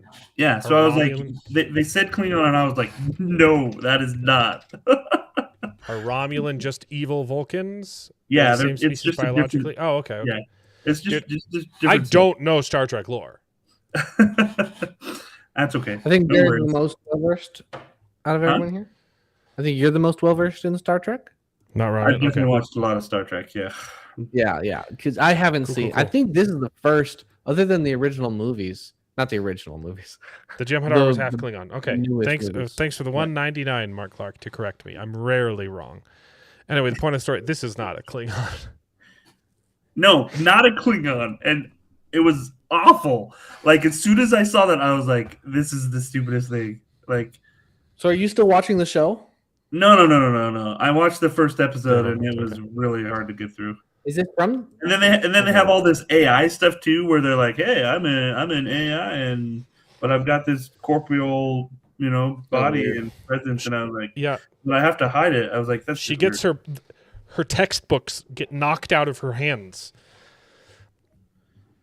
Later on, and she has to pick them up, but she's a hologram. In the third episode, I think they're doing this weird game, like blaster paintball game. Oh, and throughout the entire game, she's getting hit because she's terrible at the game. And then all of a sudden, she decides, "Oh wait, I'm a hologram," and she just turns into a hologram, and they shoot through her, and she's like, "Oh, you can't shoot me." Yeah.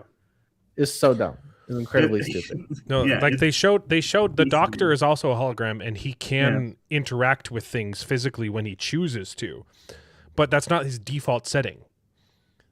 And they show her like she ran into a tree branch, and you're like, what? Yeah, it's dumb.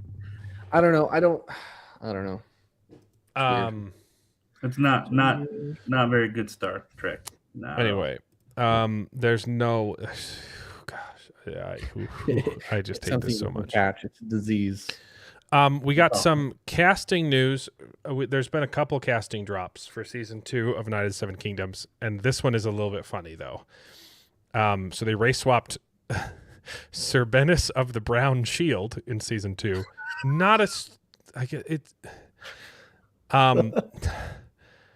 Which is kind of racist, right? Like, I mean, also, if you're gonna race swap someone, Also, like, the character's a scumbag. Oh no. The character is the criminal. Well, not really, but basically known for being lazy and never doing any work. And his name is Brown Shield. It just feels, this one feels a little racist to me. Yeah. Yeah, I'm definitely with Mike S. Miller on this one. That's awful. Anyway, I hope season 2's as good as season 1 was, but without the penises. So, For sure. We don't. It's not. Okay. More Yeah, I mean, news. if he's a good actor, then bring it on. That's a good one. This is Oh, that's a good one. Oh! That's Wow, Mark, that's really good. Wow. I love it. There you go. I clicked the wrong one. You get some applause. That's a good joke. Yeah, that was really good. This is interesting. We'll get to One Piece in a bit, but the actress fought to keep her skirt, which is from the show. They offered her warmer clothes, and she's like, "No, let's make the fans happy." I really like her. Yeah, She's doing a really good job. Awesome. One Piece season 2 was pretty darn good. At least the first 3 episodes that I've seen. And there's been some race swapping too, and it's okay. Like they're not making that to the point. Uh-huh. And so like the Afro guy makes sense. That makes sense that he's black, right? The Afro guy. he's the owner of the whale. Oh, that guy. Yeah. Yeah, he's. I mean, I don't know the technically original, so I don't black, catch all of the race. I don't swaps. either, but I've seen people complaining about it. Mm-hmm. And I get it. This isn't my baby, right? So I'm not as invested in it. But I think the live action adaptation has been pretty darn good. So Yeah. They knew what they were doing. yeah. So yeah. Yeah. This is fun. I thought this was a fun chart. Mapping screen time and mentions in the books, and it's basically a line Of so how much they're mentioned in the book and how much they're mentioned in the movie. So if you fall below the line, you're underrepresented in the movies because you were more prominent in the books. Obviously, Tom Bombadil is at the very bottom because he's removed from the movies, and as is Radagast. And some people got a little bit more screen time, like Arwen. Teeny bit Eowyn, but this is pretty darn good. Yeah, they're pretty close. That is mostly a line. Nice. Like they gave Glorfindel's plot to Arwen. So I'd love to see one for the right? Wheel of Time. Stole my joke. I'm sorry. That's the only reason. That's the only reason. I'm sorry. Great, Charles. It just like you've compared this so many times. You've compared Wheel of Time so many times to the Lord of the Rings, and how they. You have another basically representation made or another Gandalf graphic, and- Charlie? No, I don't. I was gonna go. Great. Sorry. Now do this for the Wheel of Time. I do love that because I think this is definitely something that like an adaptation you're gonna see, right? Because you've got to look at each character and you've got to be like, okay, Right. does this make sense to tell this part of With his the story or whatever? Extremely limited screen time they had. Yeah. It makes sense to squish characters together. I don't mind that they gave you can Glorfindel's say- plot to Arwen. It's fine. Yeah. Yeah. You can't keep everyone. You gotta merge things. Yeah, exactly. Yeah. Hey, that's totally fine too. One Piece is incredibly over the top, right? Absolutely. It's very goofy, and it's not for everyone. I'm enjoying it, but I definitely understand some people aren't going to like this. Yeah, it's supposed to be Acting is even like It's goofy. anime. super goofy. It's super goofy, but I'm enjoying it. Yeah, because it's not- that's how the animes are. Yeah. It's a comical anime that gets irreverent at points. Yeah. Maybe just watch episode 3 of season 2. It's amazing. Episode 3. It's like a 30-minute sword fight. It's awesome. Okay, it's one guy literally fighting 100 dudes, and he's counting he's keeping track. It's really good. It's really awesome. The sword fights are phenomenal. I thought the sword fights in season 1 were good, but I thought like the first sword fight at the bar when he doesn't even use the sword, and then he takes out Mr. Seven, and then he didn't really use his sword that much throughout the rest of the show, and I thought a little disappointed. But so far, I think we've got a good fight every episode. Maybe in episode 2 he didn't do anything, but we had like some good fights in episode 1 and some good fights from him in episode 3. Well, because he was getting his new swords, so he didn't have his swords yet. So there was a little bit of fighting inside the whale too in episode 2, but not much. Yeah. It's a good show. I think they're trying to do their best. We'll come back to news. Yeah, I mean, I don't know how. I mean, it looked like you had a lot of tabs open. No, there's one. We went through them fast. I was very principled. We can come back to it. I mean, we can. No, let's talk about One Piece. Let's talk about One Piece. I actually really like. That's why I like One Piece. Is that it's goofy, but it's like they're trying to follow the anime as closely, maybe not as closely as they can. It's like a Spark They're trying to follow the spirit of the anime. The anime is the longest running anime of all time. I've watched a few episodes. It's good, but even people who like the anime say it's too slow. Like, and they had to add a bunch of stuff. They caught up to the manga and they didn't want to pass it, so they added a bunch of filler. There are a couple arcs in the anime that don't exist in the manga. They're just making up some stuff, right? They just have them go on a side quest for a bit while they waiting for source material. Yeah. It's way too long. There's no way I'm ever going to watch all of One Piece. Yeah. I might. I'm actually pretty excited for the Netflix announced they're going to do a One Piece reboot and trim all of the fat. They're going to do another animated version and just keep and I feel like that's the benefit of the live action, and is it's skipping a lot of the boring stuff. Unfortunately, they're probably going to skip a lot of some exciting stuff too. Yeah. But it's an adaptation. Yeah, and it's like it's fun, and there's some things that like they're a little too goofy. Like for example, with the whale, when the guy's playing the violin to the whale, he's clearly not playing the violin. And maybe that's just because I'm a violinist myself, but it's like the way that he's just holding it, and like he's like. And I'm like, there's no way that you're actually playing that right. And so there's stuff like that where I'm like, okay, that is so easy.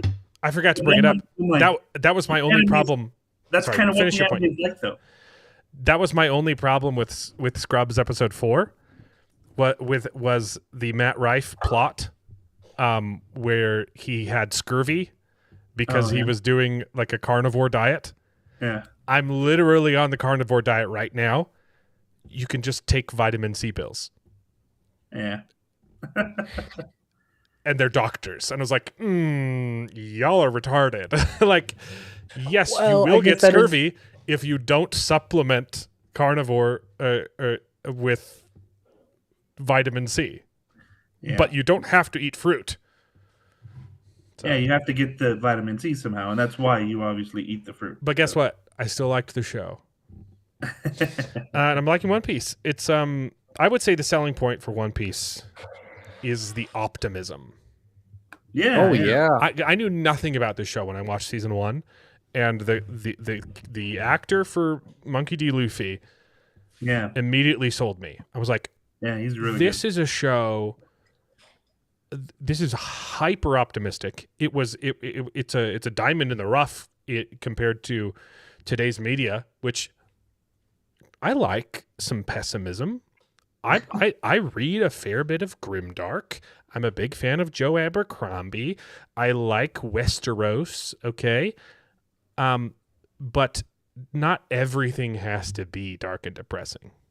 And this show is optimism in a bottle.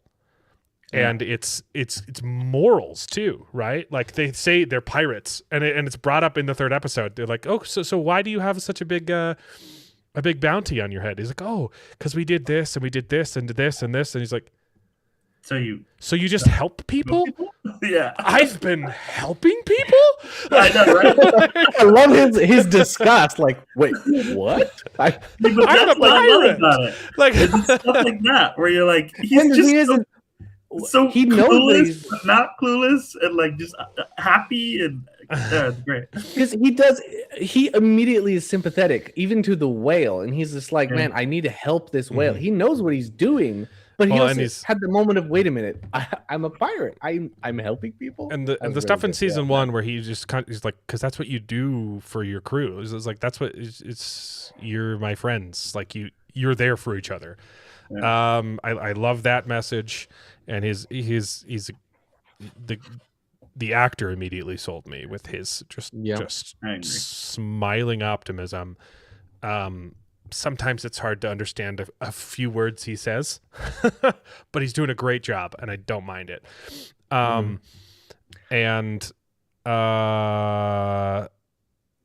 it's refreshing. You don't have to take it too seriously. It's really fun. For sure. I think my kids, I'm totally going to show it to my kids, and I hope they love it. Was I the one that showed you the season 1? It was either you or James. I can't remember what things I've showed you and what things I've One showed Piece? James. Yeah. I think you were at my house, and I was like, I just watched this. It's ridiculous, but bear with me. Watch this opening fight scene, and you're like, I think it was James. It was probably James. It was probably James It's Samuel. It's that first. Oh, maybe I think Sam was there too. But it's that first scene with Roronoa Zoro, right? And he's got 3 swords, and it was like, what? Where does the 3rd sword go? I know. Every And time it's he puts it in the mouth, I'm like, what? It's the stupidest answer, but it's so funny. I love the idea. And they actually, like, obviously, Shad is, it's completely impractical. They've tried to, like, maybe there's some use case in it, and there's none. Okay, it's been ripped apart, and that's not the point. The point is it's ridiculous, and its presentation, the way it's presented, you're like, that could work. Like he actually does use the mouth sword sometimes in a way that's surprising, and you're like, it's ridiculous. It never would work. Yeah, but I'm okay. I'm okay to I'm willing to suspend my disbelief because it's so fun. Yeah. This is the same show that has booger bombs and a guy fighting exploding with a knife. boogers. Yeah, exactly. And the fight scene in episode 3. If you haven't gotten to episode 3 yet, the first half of the episode is setting up a twist, and then the second half of the episode, it's literally just a 30-minute sword fight, and it's so freaking good. The choreography was amazing. The one scene, he's fighting 2 guys on the balcony, and it was choreographed so well. Obviously, it would never work in a real sword fight, and and this is the first time I'm A-okay with spins. Because it's fantasy, right? Like they're not trying to do a grounded sword fight. So the interesting, flashy stuff works and it's fun. But there's a scene where there's 2 guys. So it's showing he's facing the camera and there's 2 guys in front of him. And he parries one sword and sticks it into the other guy's neck. Oh, yeah. And then he grabs that guy's sword and sticks it into the other guy's neck. And so they're crisscrossed, stabbing each other. And then he grabs both and yanks it, and they slice each other's heads. It was so good. Yeah, it was ridiculously good. Yeah. Well, another example. Rewatch it. Another example of the silliness, though, is like the Captain Smoke guy, where is literally he's got 2 so cigars good, dude. It's like he looks the whole mouth. He's just like he looks so much like Henry Cavill. Anytime he's on screen, I was like, who is this guy? And why have they not been in a movie where they're father and son? Or I brother. Knew immediately it was not Henry Cavill. I know it's not. I know it's not him, but like, why are they not in a movie together yet? This is like the janitor and the guy from Firefly. Like, what guy from Firefly? okay, sorry, the janitor from Scrubs. Yes. And who? And Nathan Fillion from Firefly. Sorry, I think they look. Okay, never mind. So you're saying like a mixture of the two? He kind of looks like. No. I'm saying Nathan Fillion and Niall Flynn, the janitor from Scrubs. They look very similar. No, they don't. No, yes, they do. Don't. No, they don't. Yes, No, they don't. do. No. Yes, they do. Nope, I don't know. Niall Flynn and Nathan Fillion. They look just like each other. Look, this is absolutely not a Charlie Hunnam Travis Fimmel situation. You are just stupid. Oh no, they look just no. Yeah, that's awful. That's an awful comparison, Charles. All right. Fine. Janitor's super tall and skinny. Yeah. Similar face structure though. Nah. Nathan Fillion's wide. He's got like a chiseled jaw. It's like kind of like a Nathan Fillion. Not always. He's not always wide. Elvira, the big fat pirate lady. Yeah. Did she? It's actually impressive. She lost a bunch of weight for season 2. Not as much as she needed to lose to be like comic book accurate. She returns in not to comic book TV show anime. Mm-hmm. She returns in the anime and she's like a twig, and you're like, whoa, because she ate the devil fruit and it made her super skinny. But she did the actress committed. Like she lost a lot of weight. She's still a little chubby. But that was impressive. I was impressed that they asked an actress to, or like even like committing to a role like that. Hey, we need to find someone who's really fat for season 1, who can just like buckle down and lose a bunch of weight for season 2. Like that's admirable. Oh wow. Yeah, that's hard. Yeah, I see the before and after. She lost a ton of weight. And people were still mad about it because, like, but she's supposed to be. I'm like, yeah, but like, you gotta give him props. Yeah, I mean, hold on. I'm trying to find a before and action of the live. That for me is like when they cast the is it Miles Teller for Ready Player One, and everyone's like, yeah, he's supposed to be a fat kid. And you're like, yeah, but we don't want to like promote an unhealthy lifestyle. And it wasn't that like, hey, having a fat kid as the main character will encourage people to be like him. It was, we wanted a good actor and we don't want to force a good actor to get unhealthy for a role. Yeah. Also, that movie sucked, but that was not the reason. Ready Player One? Yeah. The book's great. I haven't read the sequel. Everyone says the sequel sucks. Nah, the movie sucks, dude. Read the book. The book's really good. I thought the puzzles were the fact that they didn't have a single Rush song in the movie was stupid. The entire book is about Rush. The whole book is about that band, and they didn't even get one song. I wasn't aware of that. But read the book; it's quite good. Quite good. Yeah, no. This before. Do you have a before and after of her? Because the transformation is genuinely impressive. Is it Elvira? Elvira. Avita. Oh, sorry. Before and after. A lot of people were saying you should have just recast her. Honestly, it's so much cooler though. Like if it's really her. Yeah. She did okay. It would have been cooler if she could have like freaking Ozempic'd up, right? No, it's unhealthy. Here. If she could look accurate to the original, that'd be awesome. So, like, this is unrealistic, right? And she wasn't as fat as she should have been. Mm-hmm. It's okay that she's not as skinny as she should have been either. But that's impressive. Mm-hmm. That's like, good job. Yeah. Good on you, lady. Yeah, seriously. They should have straightened her hair out. Well, the one I'm looking at, her hair is straight. Oh, yeah, this isn't in the show too. So, yeah. I mean, props. I did all of this without Ozempic, though. Nice, Alan. You do look great, by the way. Still losing weight. Still got a ways to go.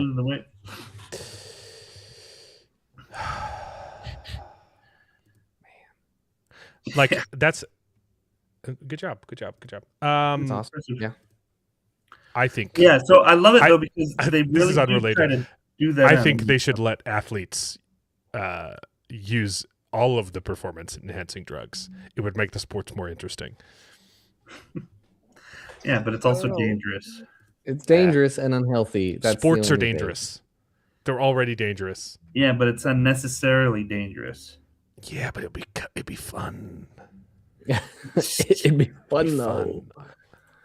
What if we just gave Like they're athletes already weed doing it before they under the play? table anyway. Like, oh, wrestling is fake. Yeah, it's fake. They're not natties. It's entertaining. Okay. I don't know. I don't know why wrestling would be entertaining. It's because it's so clearly fake. She didn't skip the gym for a month. I was out of town. Bucko. Bucko. You punk. Who will have kids first? Charles or Jared? My money's on Charles. Come on, Jared. It'll be a running bet, I guess. Yeah.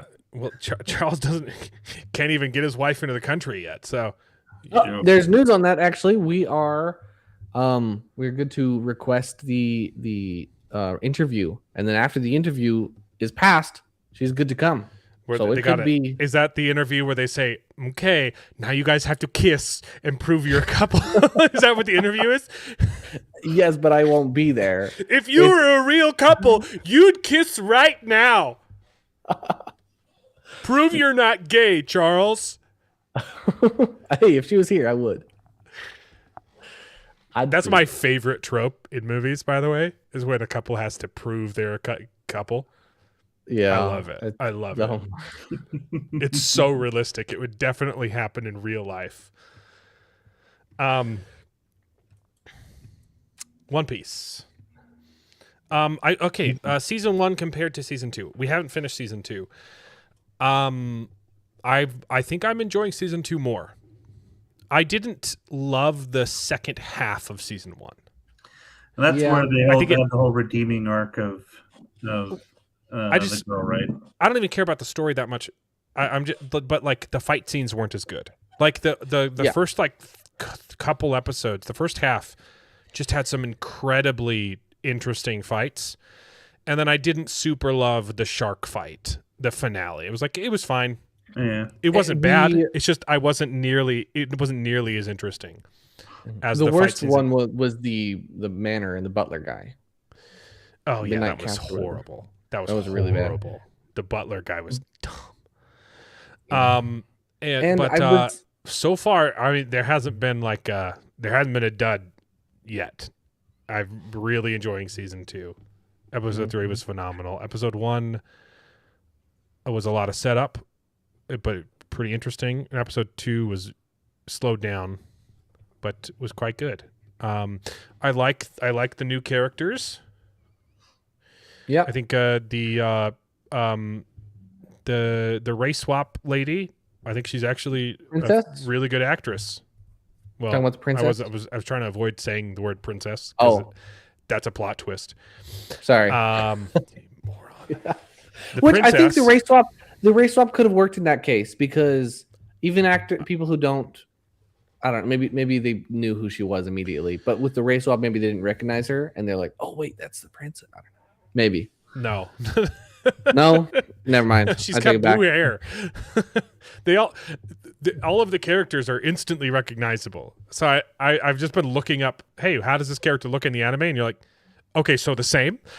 That's fair. The guy who's got cannons in his hair, you're like, that was awesome. I love that. We didn't try and make this realistic at all. That's what I love. That's what I love about it. Is it's so comically anime. We didn't even try to make this believable, and that's okay. That's my favorite part. Is because literally it's those sorts of things where you're like, okay, this is a live adaptation, but it's clearly based off of an anime, right? Mm-hmm. Like this is clearly based off of the style of the anime. Right. Like even the smoker guy, right? Like the way that they've been showing him in some of the shots, it's accenting his chin, right? Right. Which is a huge thing is anime where they've got this really defined chiseled chin, right? And so it's like there's things like that where I'm like, this is clearly being based off of this anime, and I love it. But and another thing that they balanced really well is like investment. It would be really easy to just go full over the top and lose your audience's interest in stakes. And you know probably none of the main characters are going to die, but they kill a lot of people. They do. And the emotional stakes are actually quite good. Like the stupid, like in episode 2, it's a ridiculous plot. It's a whale. No one cares. And then in episode 3 as well, with the cannonball guy, you're like, this is super over the top, and the acting is over the top, but also like they have range. And so like, even though that scene was stupid on purpose, ridiculous, and they were overacting, and then still being able to like tug on you emotionally, you're like, that was the most ridiculous thing I ever saw. Yeah. But I'm still emotionally invested. Like they've done a really good job of being over the top without throwing the baby out. That's not the right saying, but without, because throwing the baby out with the bathwater implies the bathwater is bad, and you're throwing something good out. So it's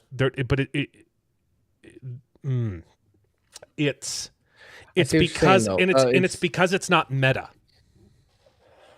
This is good improv. Okay, it's ridiculous, but they're committed to it, and they're not destroying the scene building for like one-off jokes, for one-liners. Yeah, they're committing to it, and so in a stupid scene that's absolutely ridiculous, like I was like, oh, I didn't cry, but it tugged on me, and I felt something. I was like, wow, which is the difference. I'm having an emotional reaction to a guy with guns in his hair. That's very impressive. Like the difference between Thor, Love and Thunder. Milking it. There's so many things like that. Where I'm like, it's so ridiculous. But that's very impressive to be able to make something so ridiculous and still have weight to it. Yeah. And then they're like crying in that scene. There was one shot where it was just overacting. Like they were like, yeah. And you're like, that's funny. And then 2 seconds later they were crying, and I was like, I believe that person is sad, right? Like it was, it's range, to be able to do bad acting and good acting in the same scene from the same person. Real impressive. And I really liked the princess. I thought she was a really good actress. Yeah, she was good. And I'm obviously I'm not invested in the source material, so I'm not as upset about the race swapping, but if the product is good, I don't care, right? And if they don't make it, if that's not the point, right? They haven't said, oh, she's a princess and people are racist to her, right? Like, no, they're still telling the same story. They just and the writer of the manga chose her personally too, and I can't help compare this to friggin' not the Wheel of Time, no, but Percy Jackson. I can't finish that show. No, with his friend. I've seen like the first 3 episodes, and the black girl they cast as like the other Annabeth. Oh yeah, she's not a good actress. I know she's a kid. Okay, maybe she'll get better, but like, it was bad. And so you know that she wasn't cast for her skills. She didn't earn the role, right? If they were casting the best person for the job, it would have been someone who's good at acting. Mm-hmm. So she got the job because of DEI. That's when it really bothers me. Yep. Or I think a similar case with well, yeah, there's so many cases you can point that out too. Frustrating. But I think I'd have to just second pretty much everything you said. I think the actor is Can't good. stand the Percy Jackson show. And people got real excited about season 2. I couldn't finish season 1. It was atrocious. I didn't have a problem. I've started watching season 2, but I haven't finished it yet. I've stopped watching it. I'm not super excited to watch My son didn't even finish watching. He loves the books, and he was really excited. I was like, hey, there's a TV show. Let's watch it together. I watched the first 3 episodes, and I was really careful. I didn't even criticize it that much in front of him. I asked it questions because there was a plot point that didn't make sense. I was like, hey, is this explained better in the books? Because I don't understand what's happening. And he's like, I don't remember, But he loves the books. I think he's read them all like twice.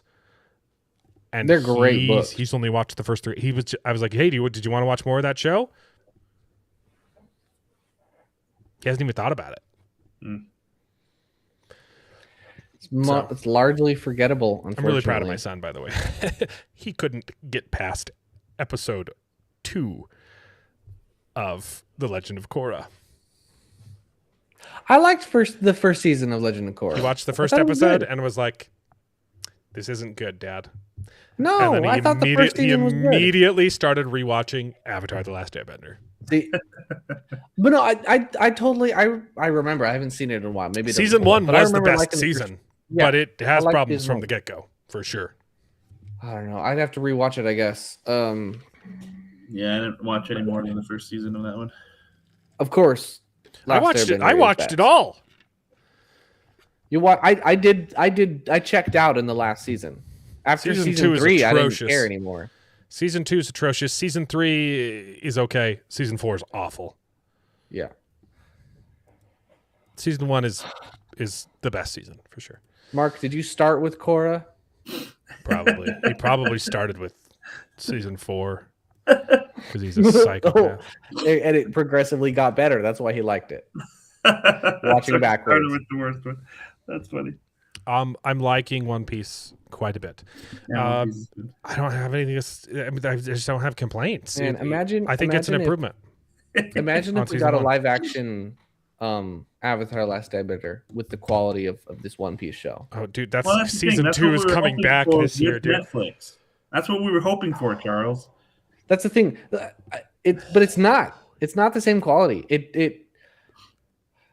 I think actually, kind of repeating what you said, Alan, about the silliness and embracing the silliness without being meta. Mm-hmm. The TV show for live action Airbender, it's not even doesn't manage to do that. It takes itself too seriously, and it's just, I don't know. It's just so cringy. Cringy. I didn't finish watching it. I couldn't do it. Yeah, I haven't finished watching it either. But I think like if somebody were to make a live action of that with the same quality as One Piece. Speaking of things you don't have to finish, you can now identify as having finished a marathon in Los Angeles. If you run 18 miles and then stop, you will still receive a finishing medal.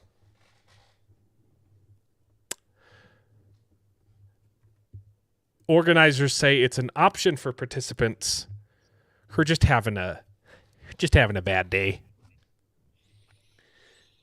Now look, I don't hate all of this. I think running 18 miles is pretty freaking awesome.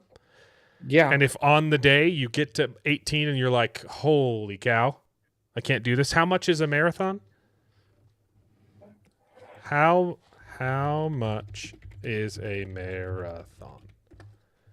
Is that double? Okay, so that's the halfway point. 18 miles is 18 miles is the halfway.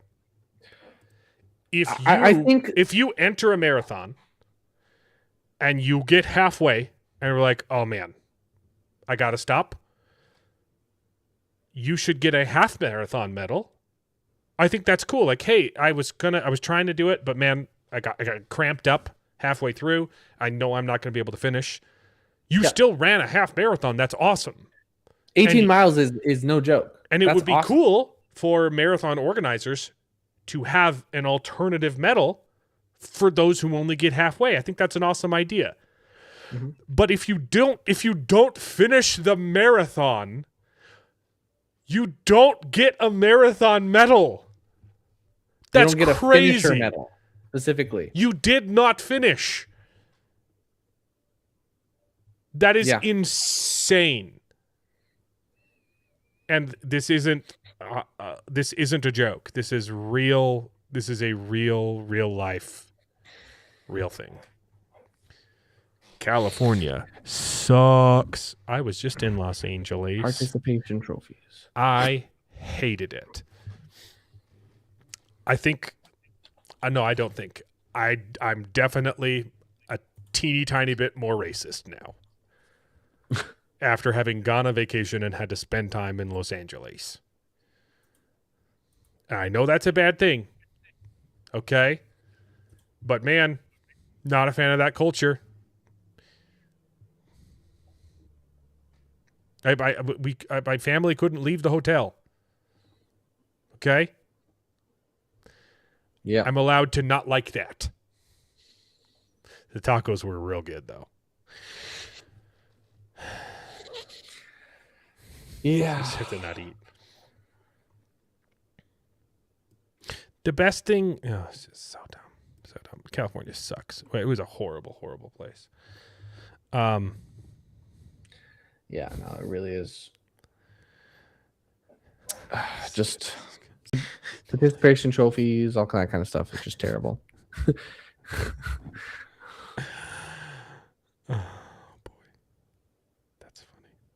It makes. Oh, it's not even. That's more than half. Sorry, 36 would be half. Mm-hmm. So, but it is an insult to those who finish, 100%. And it's similar to everything else. They do the same thing in college degrees, in job applications, and everything. And it just diminishes those who actually earned it. You know, if you're a pilot and you're up there and you did all the cool stuff like Nathan Fillion, and you're just phenomenal. And then you get compared to a DEI who did not earn one of my all-time favorite. I think it's the best Steven Crowder clip. Is he's doing a Change My Mind with a female black student, and they're talking about affirmative action, and she says that she's defending it. She says, like, I know that I got in because of no. She says affirmative action is good because it lets people like me get into college, and she's like, and I don't know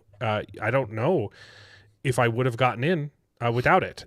And his response is, doesn't that make you feel terrible?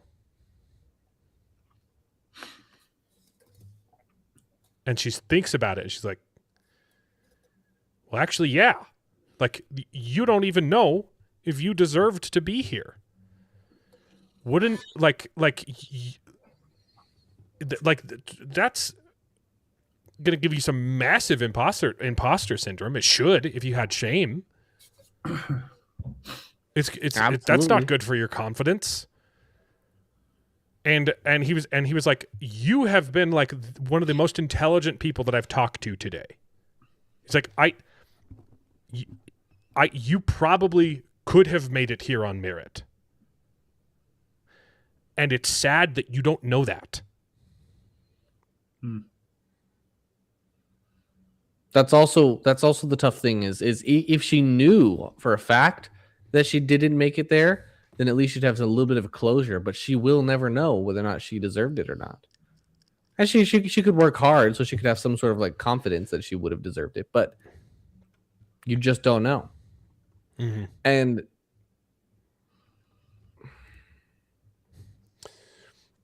It makes the achievement meaningless. It does. What is it? What's the value in receiving the finisher medal now? Because you can go halfway and get the exact same thing. What's the value in kind of going full circle? What's the value in having a husband if you can marry the state and have the exact same result? It's Marxism. That's what they want. They want to indoctrinate people into being lazy and unproductive because they want to destroy the United States. Yeah, that it's by design. It was one of the goals of communism. So, female players are an overlooked opportunity for growth in the games industry, a research firm's new report says. It's funny, okay, because this is taking a modern woke game and saying, hey, only females bought this game. That means we need to make more games like this. And they fail to mention that the game was a complete financial failure because only these people bought the game. Yeah. Okay? No. So now we got to read a novel by Devin Erickson. This guy is phenomenal. I have been reading every now and then his posts. If you are not following Devin Erickson on X, I do not know what you are doing with your life, okay? I don't do X, so... Most businesses' suicides are induced by not understanding the difference between reported preference and revealed preference. If you run Testosterone Studios, maker of Angry Muscular Axe Guy Kills Demons in Hell, you might notice after a while that not very many women buy your games. Since your stockholders have a profound moral objection to other people having... to other people having money and not giving it to them, they want you to correct this problem stat. They want you to make Angry Muscular Axe Guy Kills Demons in Hell 2 and sell it to men and women. So you sigh, shrug your shoulders, hire a bunch of female consultants and ask them, what do women like? Feminism, girl bosses, strong female characters effortlessly outdoing men at everything, gay stuff. So Testosterone Games dutifully makes petite feminist girl bosses replace Angry Muscular Axe Guy, hoping that men will buy it because they bought the first one, and girls will buy it because it panders to what they were told girls want. Of course, nobody buys it. The men don't buy it because it's not what they liked in the first one. And women don't buy it because women couldn't care less about games where you fight demons in hell. Yep. If instead of asking a bunch of consultants what women like, reported preference, they had looked at games women actually buy, revealed preference, they would have seen something very different. Fruit Matcher 3000 for iPhone. Point and click Alice in Wonderland Studio Ghibli Adventure. Something Hogwarts. Yeah. And they would have realized, had they two brain cells to rub together, that you can't please everyone because some people hate exactly what other people like. If you want more money, look at who is already buying your product and see if you can make them like the next one better. Yep. Because I guarantee you aren't already selling to every single male on the planet. And don't hire video game consultants. They don't know how to sell games and they don't care because they don't want to sell games. They just hate men and want to ruin things for men. If you hire them, they're going to have their fun, cash your check, and ride off into the sunset while you lose your business. And indie studios who know whether they're making Aliens Must Die or Barbie Horse Adventures will replace you, which is the free market operating as intended. Let's go. Yeah. Oh my goodness. That phenomenal. Was a novel. Right? I love Devin Erickson. He is so good. So much. That is true though. You can't pander to everybody. And like just so pander to the people who focus on your market. Right. Pander to Speaking of- your audience. Pander to the people who made you famous. Okay. Dude. Speaking of companies who completely abandoned their core audience, let's take a look at the current state of Marvel, shall we? Oh my! No. What in It the felt world? like No. unlocking a whole new mutation. I think we end up. I think we end up denying ourselves of our own humanity. We too often abuse the term human to refer to non-mutants. of our right to fully. Oh, I read that out of order. It goes here and then up. Yeah. We deny ourselves our own humanity, of our Terribly right to done. fully live beyond our struggles and fights. At least, I know I did. Where's the other panel? There was another panel. This is terrible. This is Bobby, Iceman. Yeah. So, no wonder no one cares about Marvel anymore. Yeah.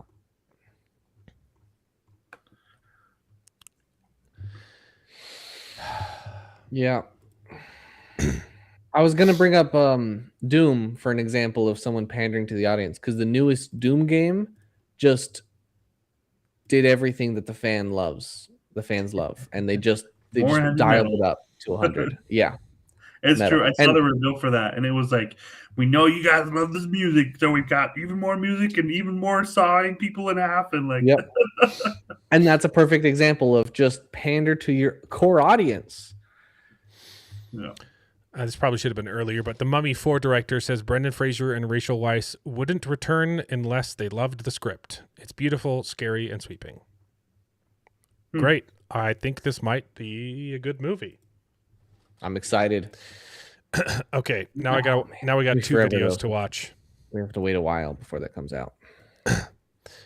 Oh, this is related. Okay, so this is on the theme of, not pandering to your core audience. But we got a Cracker Milk video. Nice. Hilarious, by These the way. guys are awesome. Come on, mate, we gotta go. What are you watching? Gay porn. What are you really watching? Star Wars. Which episode?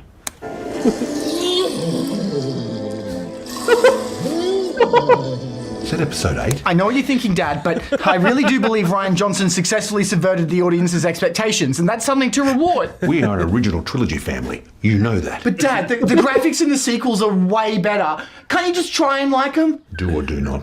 There is no try. Oh, nice. That's what Obi-Wan says in episode 6, right? It was Yoda, you fucking idiot. Okay. But Dad, think about all the Star Wars shows that we get.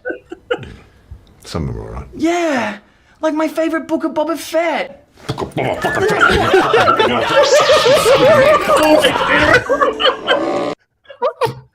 like my favorite book of Boba Fett. I love it. What are you watching? Gay porn. What are you really watching? Episode 8.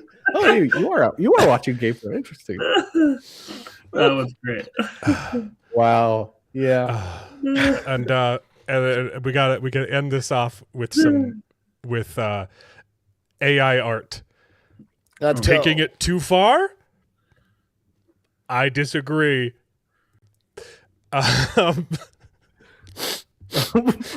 Wait. What? You need to get up and go to the back of the bus. Do you understand me? Why are you not listening? You belong in the back. Go now. I ain't finna move.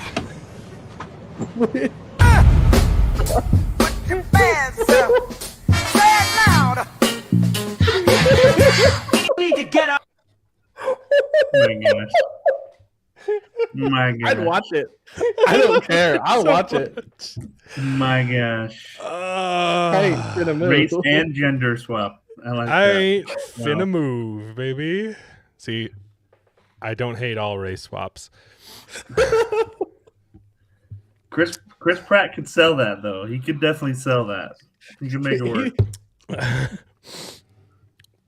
Clearly, the AI did such a great job. I think I can see it. Yeah. So next week we'll probably talk some more One Piece. I think we're not. Charles watched 3 episodes. I watched 3 episodes. Did you watch 4? I got 4. Yeah. Yeah, we'll probably maybe finish. I don't know. There's 8 episodes. It's so stupid that they didn't do weekly. And these are hour-long episodes too. Each one's in a movie. Yeah. This show would be so much more popular if it was weekly. It's crazy. We could just cover 1 or 2 episodes a week if you want, or unless we're going to be too far behind. No, it's going to be. It's no longer going to be relevant. Yeah. It shoots your show in the foot. But you're right. Invincible, season 4. Project Hail Mary. I don't know if anyone else is planning on watching it opening night. I would like to. 100%. I'm seeing it next week. I already bought tickets. It looks so good. I mean, I'd like to, but I don't know if I'm gonna get around to it. But yeah, we'll have more Scrubs and then Invincible and oh yeah, we didn't. Wait, we're not done. We didn't talk about the Pendragon cycle because it's been freaking forever since we were supposed to talk about it. Yeah, I really liked it. Me too. I have one problem, but other than that, it was a phenomenal series, phenomenal finale. I think they really nailed it. Clearly, their entire budget went into these last 2 episodes. I felt things. There was some really good acting, some really good music, some great emotion. Battle scenes were really good. Some mostly good battle scenes. And that is my one complaint is about the battle scenes, but a specific things. Aldan has 0 problems. And there aren't very many movies or TV shows that have gotten it correct, so it's unfair to be judgmental of a tiny indie studio not getting it right. But that is not how you use horses in battle. Oh yeah. I agree. In fact, and they bring up the fact, hey, each one of those horses is worth many of our men. Way worth, yeah. And then they show how they use the horses. That is a disadvantage. That is worth negative men. If you sit on top of your horse and try and hit and wave your sword down at people while standing still. Well, that's the thing. I mean, it showed them literally tearing them off like all one after another. Exactly. Yeah. Anytime it showed a guy on a horse, it was them getting stabbed and pulled off their horse because they were not using their horses how they are supposed to be used in a fight. Yeah, I agree. Cavalry, if you are standing still, is throwing money away. Yeah. It is a disadvantage to fight from horseback if you are not moving. You are supposed to sweep. So if the line is getting overwhelmed, you just sweep back and forth in front of the line, right? Or in other ways. But like the benefit of being on a horse is you can charge into a line and you can hit people and you're too fast and they can't hit you. Yeah. Yep. Right? I agree. But you have to wait for the enemy to be engaged in order for cavalry to be useful. Otherwise, they can just set up a line of picks and you're just running straight into death. Yeah. I haven't really seen, even Lord of the Rings doesn't really show cavalry properly, but they don't show cavalry stupidly like this. Yeah. You know, they kind of just charge. In movie 3, the Ride of the Rohirrim is great, but they're not used very intelligently. This is one of those things that if it was a bigger studio, that you should absolutely judge them for it. But since it's such a small studio and it's also such a common mistake that so many people everyone gets it wrong. That it does not mean the show is bad because of it. The show was good, and they also did a good job.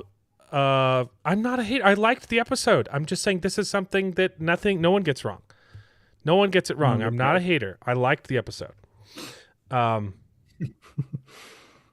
But no, there were definitely like it was good. The battle scenes were good. No, it's really good. And there were definitely parts where I was like, okay, well that was kind of useless. Like they actually did a pretty good job of not doing the dumb thing that they did in like episode 3 or 4, where they opened up the gates and charged at each other, and you're like, that's not how fights work. As soon as you're in a melee like that, both sides are completely useless, so you can't tell each other apart. You don't know who's on whose team. And in this season, this battle, they did a good job of showing them like trying to hold a line.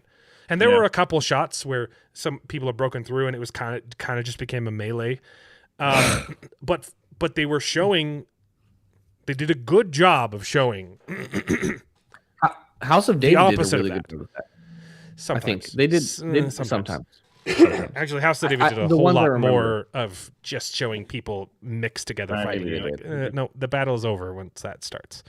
But okay, you're teasing me. Got it. It was a good fight. It was good.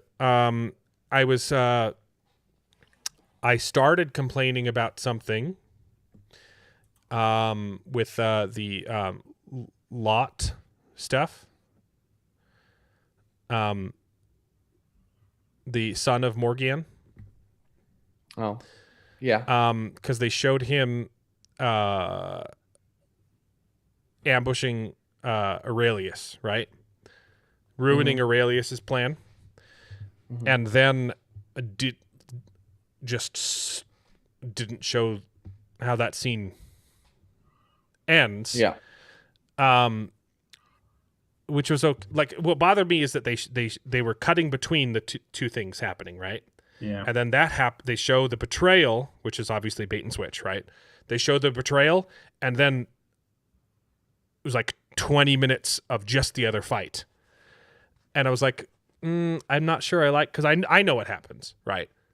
Well, actually, that was kind of a change. Like, Lot isn't really in the story, and I'm glad that they brought him in earlier, because he's pretty important for the next book, or for the ending of this book. The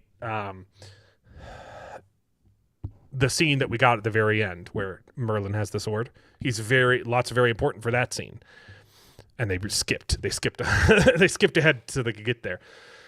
So I'm glad that they brought him in, but I was frustrated at first because they were showing 2 fights, and then and then they don't show the completion of that. But that was after it was over, I was like, I actually do like how they did that, because then if you don't know, if you haven't read the book, you think he's failed, and you're not cutting back because he's dead, right? You're not showing that half of the fight.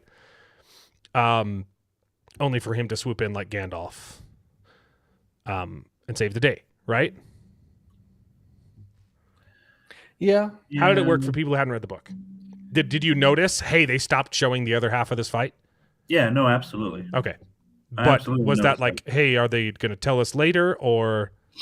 No, I assume so. I had a pretty good, like, as soon as it showed Lot and he was like, oh, raised his swords to do it, like, and then they cut away, I was like, oh, okay, he obviously betrays him and whatnot. Like, the only thing though is my qualm was there were some inconsistencies again with the archers and stuff in that particular fight. Like, I would have started with the archers ambushing him. Why have people rush in as they're coming across the thing, and have people rush in? Yeah, like, shoot them with the bows first, and then have people rush in. It's like, so there were some, but it was so that you could have the scene of the bad guy not caring about lives. So. Yeah. It was to give Lot another reason for his betrayal. Yeah, so that's the thing, though. But they've already showed him being hesitant. He's not fully on board with his mom's crazy plans, right? Yeah, so but I thought it was set up quite well. Those little things, though, where I was like, okay, it doesn't make a ton of sense with the battle, but it was still a good ambush. Like even though, hey, maybe it would have been smarter to open with it. It wasn't a bad move, right? It was. If they didn't have any archers, it still would have been a good move, right? But yeah, I agree. It could have been. Maybe they could have given a reason. They needed to get closer, well, or maybe they spot one of the ambushers before they get to the archers. Were late.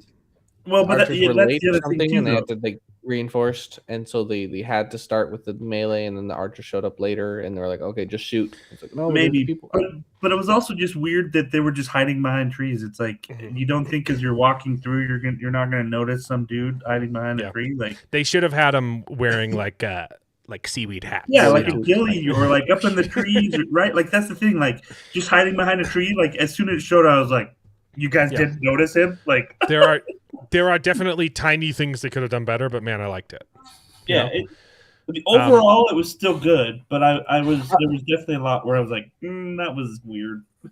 Yeah, for a Daily Wire production that had zero money, but it has no right being as good as it is. Yeah, and I do like, I had a lot of criticisms for the first 2 episodes, and I think rightly so. They were pretty bad, right. but I have liked the rest of the season. Like I agree with all of your I agreed with all of your criticisms. They didn't bother me as much. The only thing I disagreed with was the bad acting. Yes, but that's okay. But the acting has like but the issues you were bringing up were 100% valid. Yeah, and I was bringing up. I had the same issues. Yeah, so I think that overall the season has been really good season, and it's been I've enjoyed watching it and doing the story. The one thing I was going to say about this particular show is we had discussed the kind of like whether or not they are going to try to bring Arthur into the story and all that, and like I think that the way that they've done it, yes, it has Pendragon in the name and stuff, but ultimately, like I think it's great that it was focused on Merlin. Like I don't even and care. it also helps that the subtitle is "Hey, this season's about Merlin." Yeah, Rise of Merlin, right? Like so literally, like, and it kind of excites me, right? For hopefully we get another season, and we'll see. We'll see. Go into who knows? Arthurian. Who knows if we get a season 2? I think it's been pretty well received, though. I think even if not, like this has been good. Like for the most part, the season hasn't been bad. There was one other thing that I was like, okay, that's weird. The part where it shows Karis and the other girl, they're at the camp. Oh yeah, and she pulls out a dagger, but it doesn't show. It doesn't show. I was going to bring that up. What? Yeah, they were just like there was something on the cutting room floor there. Yeah, and you're like, what was that all about? I have no idea what that was either. Did it show something in the reverse shot right before she did it? No. Did it show someone walking up?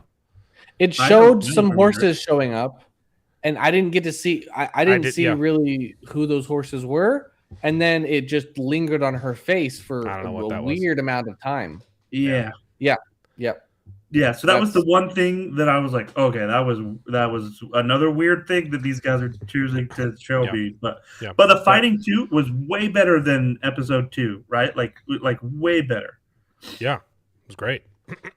Yeah, I mean, there haven't really been any crappy CGI shots since the first episode. So, Kustenin pulling off his arm, beating the guy was awesome. Awesome. Here, it's House of David season 2 is. If you have a Prime subscription, is being released from the secondary paywall at the end of this month. If you haven't seen House of David yet. Charles, what were you saying? Yeah. I was saying I didn't fully understood why Merlin didn't use his magic, I guess. I know that he said to the brother that if he used his magic that they would crown him as king.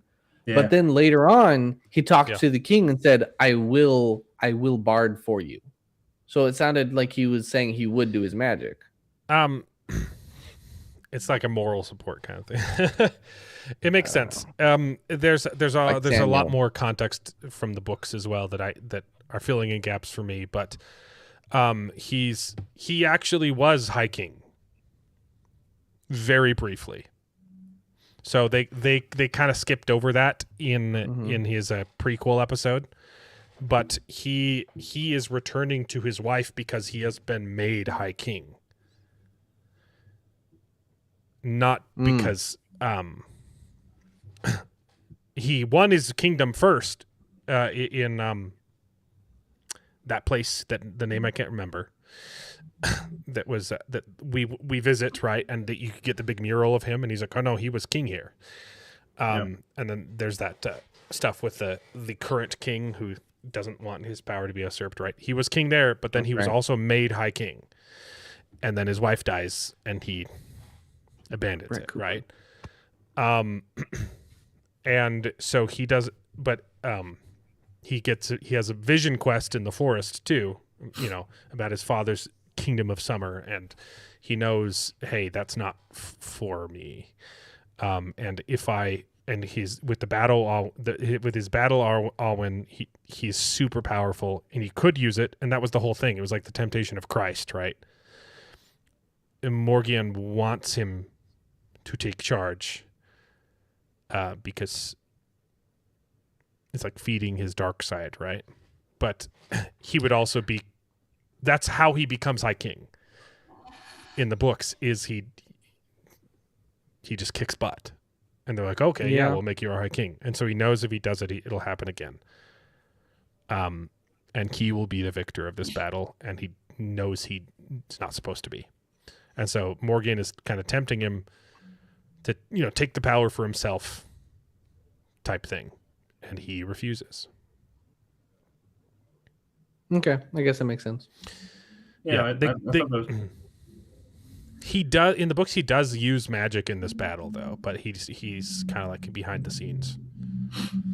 Yeah, he's kind of like a Moses in this battle. He's like holding up his staff the whole time. I was going to say Samuel, because that's what his father did in the one, right? So that's kind of what I think we were expecting, is for him to do something like that, where he's like, or singing or humming or whatever to try to bless the battle. But like he did that, he does all that before the battle, right? They didn't really show much of it, I guess. I don't know. Sister. All right, it's been refreshing. I think I like this more than House of David. You think? I don't know. Yeah. It really did present some of the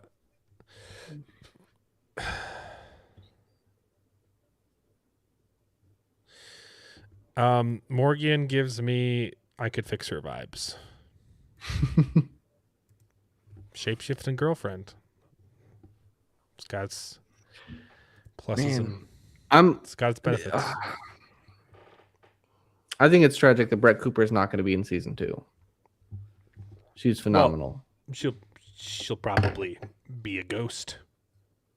I don't know. Maybe she can keep showing up as a ghost.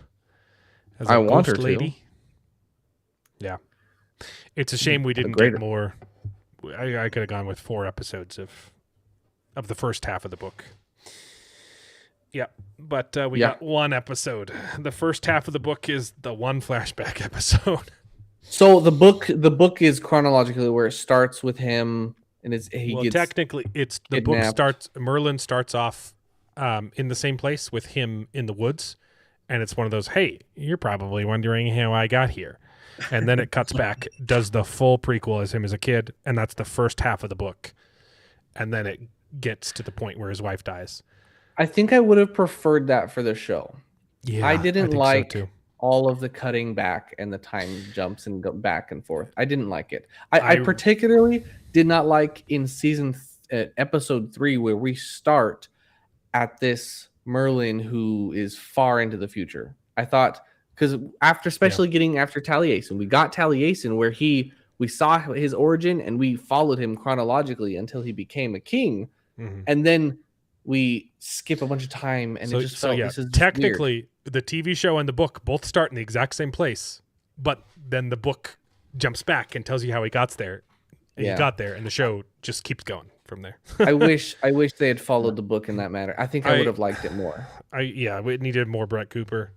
It needed Merlin becoming High King. I would have liked it better. I still liked it. She was brilliant. She was a very pleasant surprise. I wonder. If I will say though, I do like the glimpse forward at the end of the finale. Yeah, I thought that was really, really well done. That is the last scene of the book. So it's him driving the sword into the stone. Yeah, I'll assume we'll explore that more in season 2. But yeah, I wonder. I think they might take some stuff that I think they might do some like more fighting that technically happened before this finale and put it in, like make the Uther and Aurelius fight more people. I think they might do something like that because or it could just be a time skip for season 2. You really could. There's so much stuff. No. The way that they teased the jump forward was saying, hey, some crap goes down and we're going to show you what went down next season. They couldn't skip over it, especially with the introduction of that character and him seeing her and saying, I saw our doom. Yeah, they have to show the Uther Aurelius stuff. Okay. There's some shenanigans and some. So then is season 2 going to be like the end of the first book, or is it going to be? Yeah. Book 2. I think they're still doing three. book 2 for season 2 then. So it's going to be the ending of book 2 then. Yeah, they'll probably go through. Here's where they could add in some extra stuff from book 4 that I'm reading right now about when Arthur's a child. Because,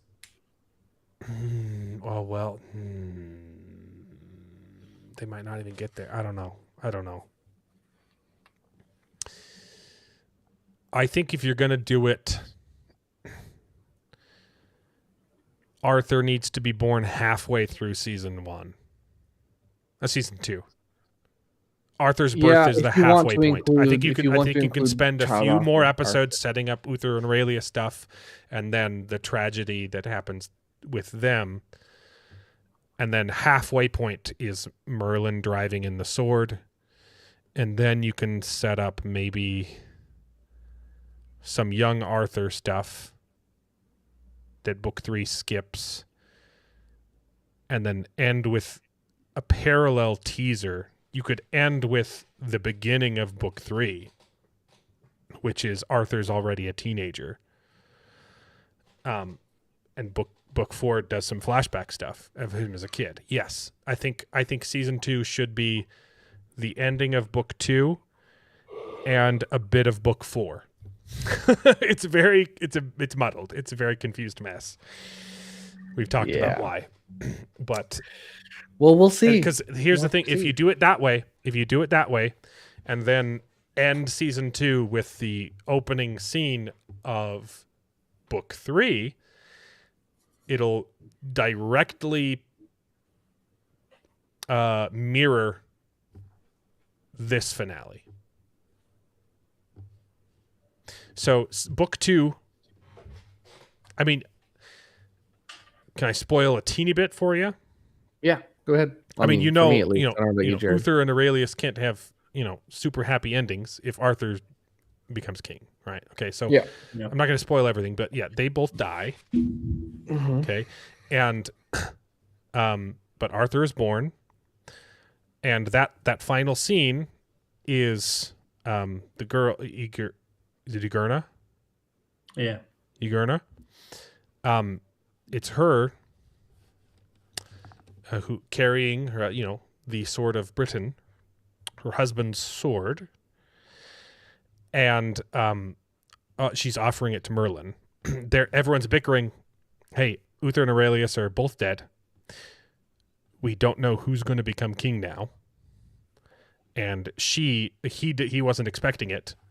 She tricks him and tries to get Merlin to become High King again. And instead of accepting it, he takes the sword and drives it into the stone, and says, "Whoever can pull the sword from the stone will be the next High King." Then book 3 opens with Arthur as a teenager pulling the sword from the stone. So you could end season 2 the exact same way. So book 3 starts with that, you said, or ends? Book 3 starts with that. So they don't do. So book 2 ends with him stabbing the sword in, and then book 3 starts with Arthur pulling it out.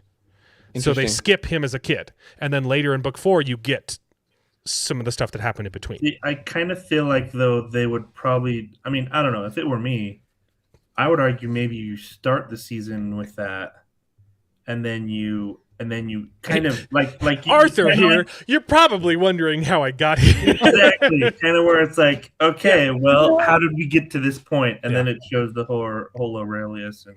Yeah, they could do the same thing that they did. They could do the same thing with Arthur that they did with Merlin. Yeah. To hear my story, you got to hear the story about my two dads. Yeah. Uther and Aurelius. Right. Yeah. And so that the first half of the season could be finishing up their story. Then Arthur's born. Then you could do young Arthur stuff and end it with him again pulling the sword out, and it would mirror season 1. I think that's how you structure season 2. Yeah, I mean, because people are gonna want to watch it for the Arthur story, but is that? hold on. Is this Charles's definitely real, not fake girlfriend who goes to another school? Yes, it's my fiance. She's real, guys. I promise it's not an alternate account. It's not. It's not an AI. You're not in love with an AI. She's real. No, she's real. She's real, guys. In just a few more months, she'll be here. I hope they get a season 2.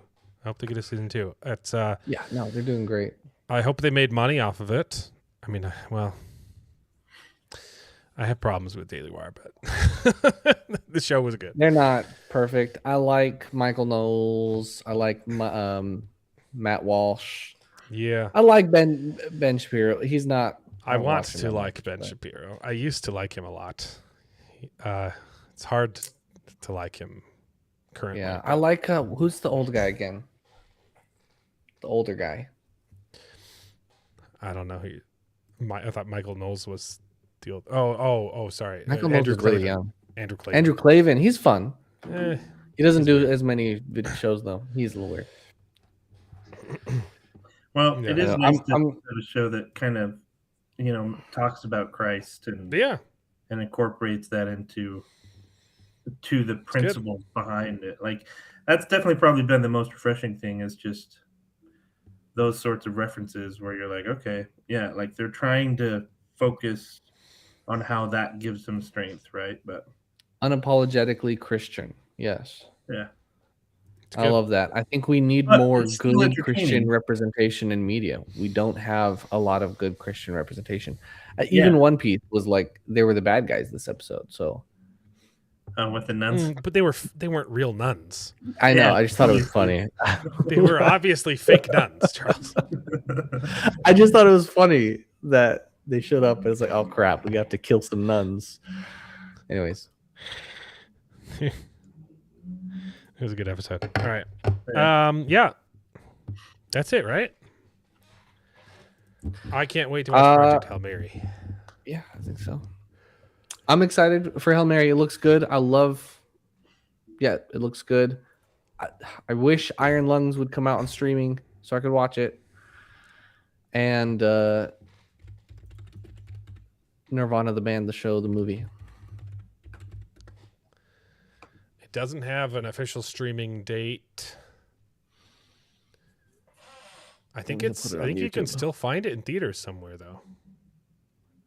I've got it up on Fandango and it looks like it's got nothing. Well, you're in the middle of nowhere. Yeah, that's the issue. So there's still showtimes in Utah. So it's still making money. Making money. Darn. Okay. I mean, I'm confident I'm sure he'll stream it somewhere eventually, right? Yeah. He's gotta. I just gonna have to wait forever. It's the worst. And then Nirvana, the band, the show looks like it might go on to Amazon Prime. Well, it's owned by Neon. They might have a deal with Amazon, probably. It's still in theaters too, though. Not near me. That's a you problem. Yeah.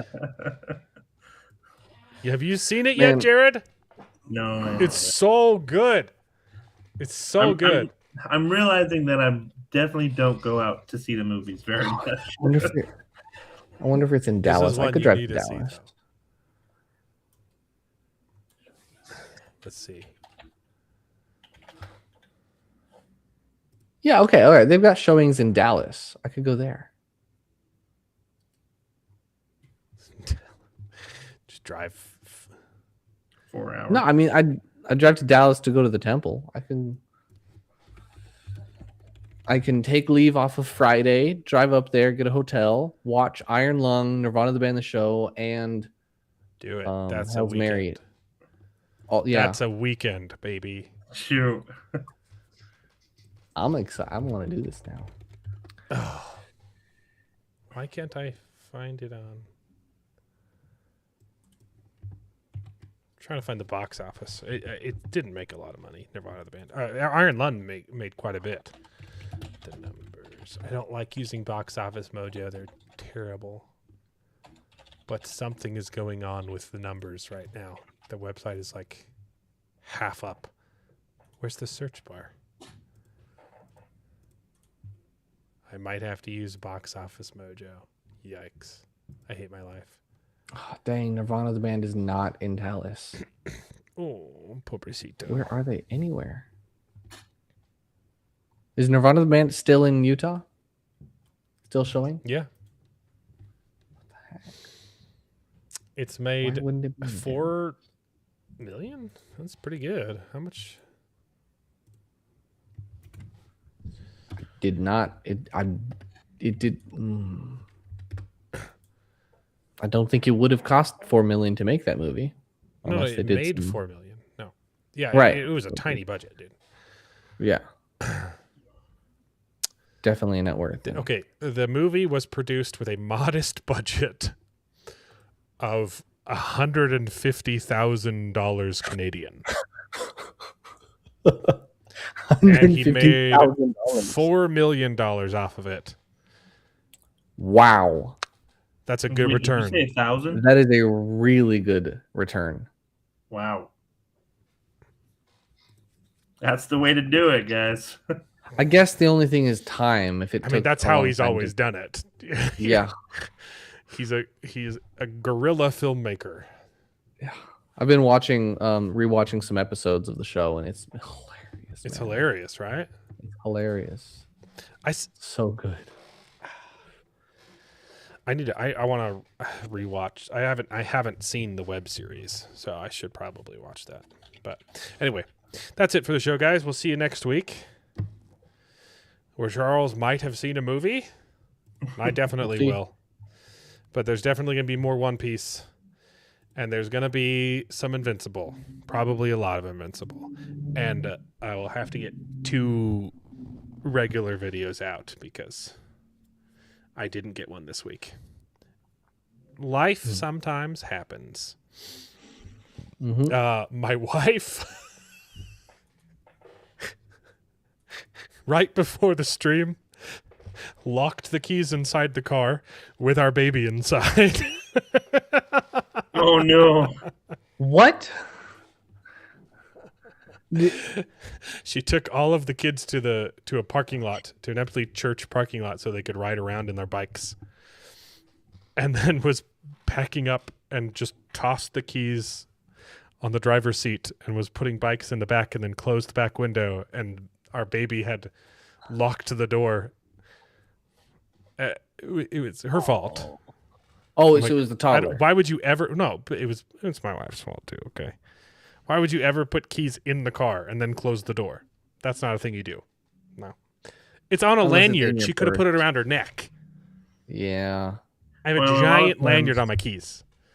They won't That's even let funny. you do that. A lot of the keys nowadays don't let you lock it. But It's an older car. I hate the new keys so much. These Yep. dang fobs. They're These so are big. terrible. They're so big It's- too. it They is- used to I be love them. tiny. I love them. If No, they made them Jared, smaller, they'd be good. For shame. Dude, I don't you? Jared, Dishonor Okay, in your here's the cow? thing. With my car, all I have to do is keep it in my pocket. I get in and out of my car easy. It's great. I don't want to keep this in my pocket. This is massive. And look, I get it. Some people like the buttons. I don't like the buttons. Okay, sure, the chip is cool. Like I don't have to take the keys out of my pocket to open the door. I can just like press the button and it'll unlock. That's kind of cool. So just give me just the chip. Get rid of the buttons. I want a thing this small. Hold on. This tiny little, like you hearing that, Stephanie? Card. Yeah. Okay.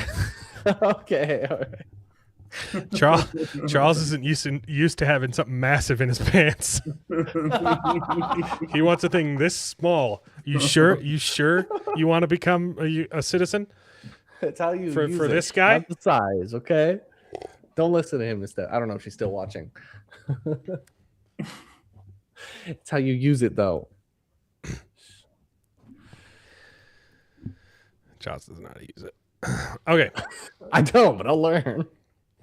It's been a busy week. I'm going to be editing. Hmm.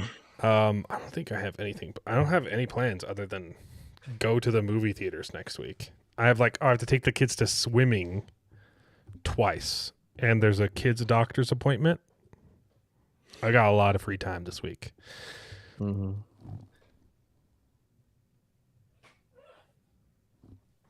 That's not right. Oh, that's this week. I was looking at the wrong week. My birthday's next week, but I'm not celebrating it. Oh, crap. I do have a lot this week. But it's fine. I'm going to get 2 videos out. I already promised. So we'll see you guys next week. It's been a blast. Bye. Yep. See you guys. And now it is time to say goodbye. We had a great conversation. It's been fun. But all good things must come to an end, and the goodest ending I can think of is... Right now, this moment, this night. So I guess we just say goodbye. So, goodbye. Toodaloo. Au revoir. Auf Wiedersehen.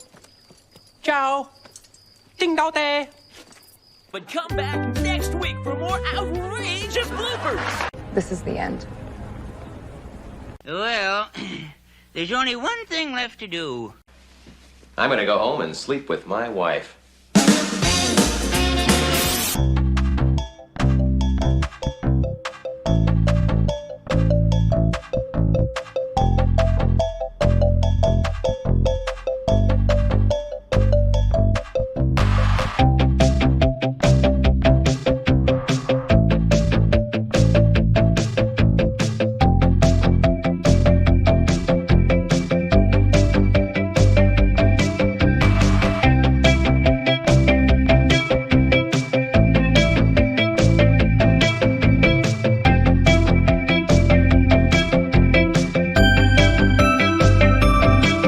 Well, I hope you enjoyed the video. If it's true, please take a minute to subscribe to the channel, and you can join us along for the ride. And if you pay me, I'll try to be more entertaining. So please consider joining Patreon and getting your name in the credits with pride.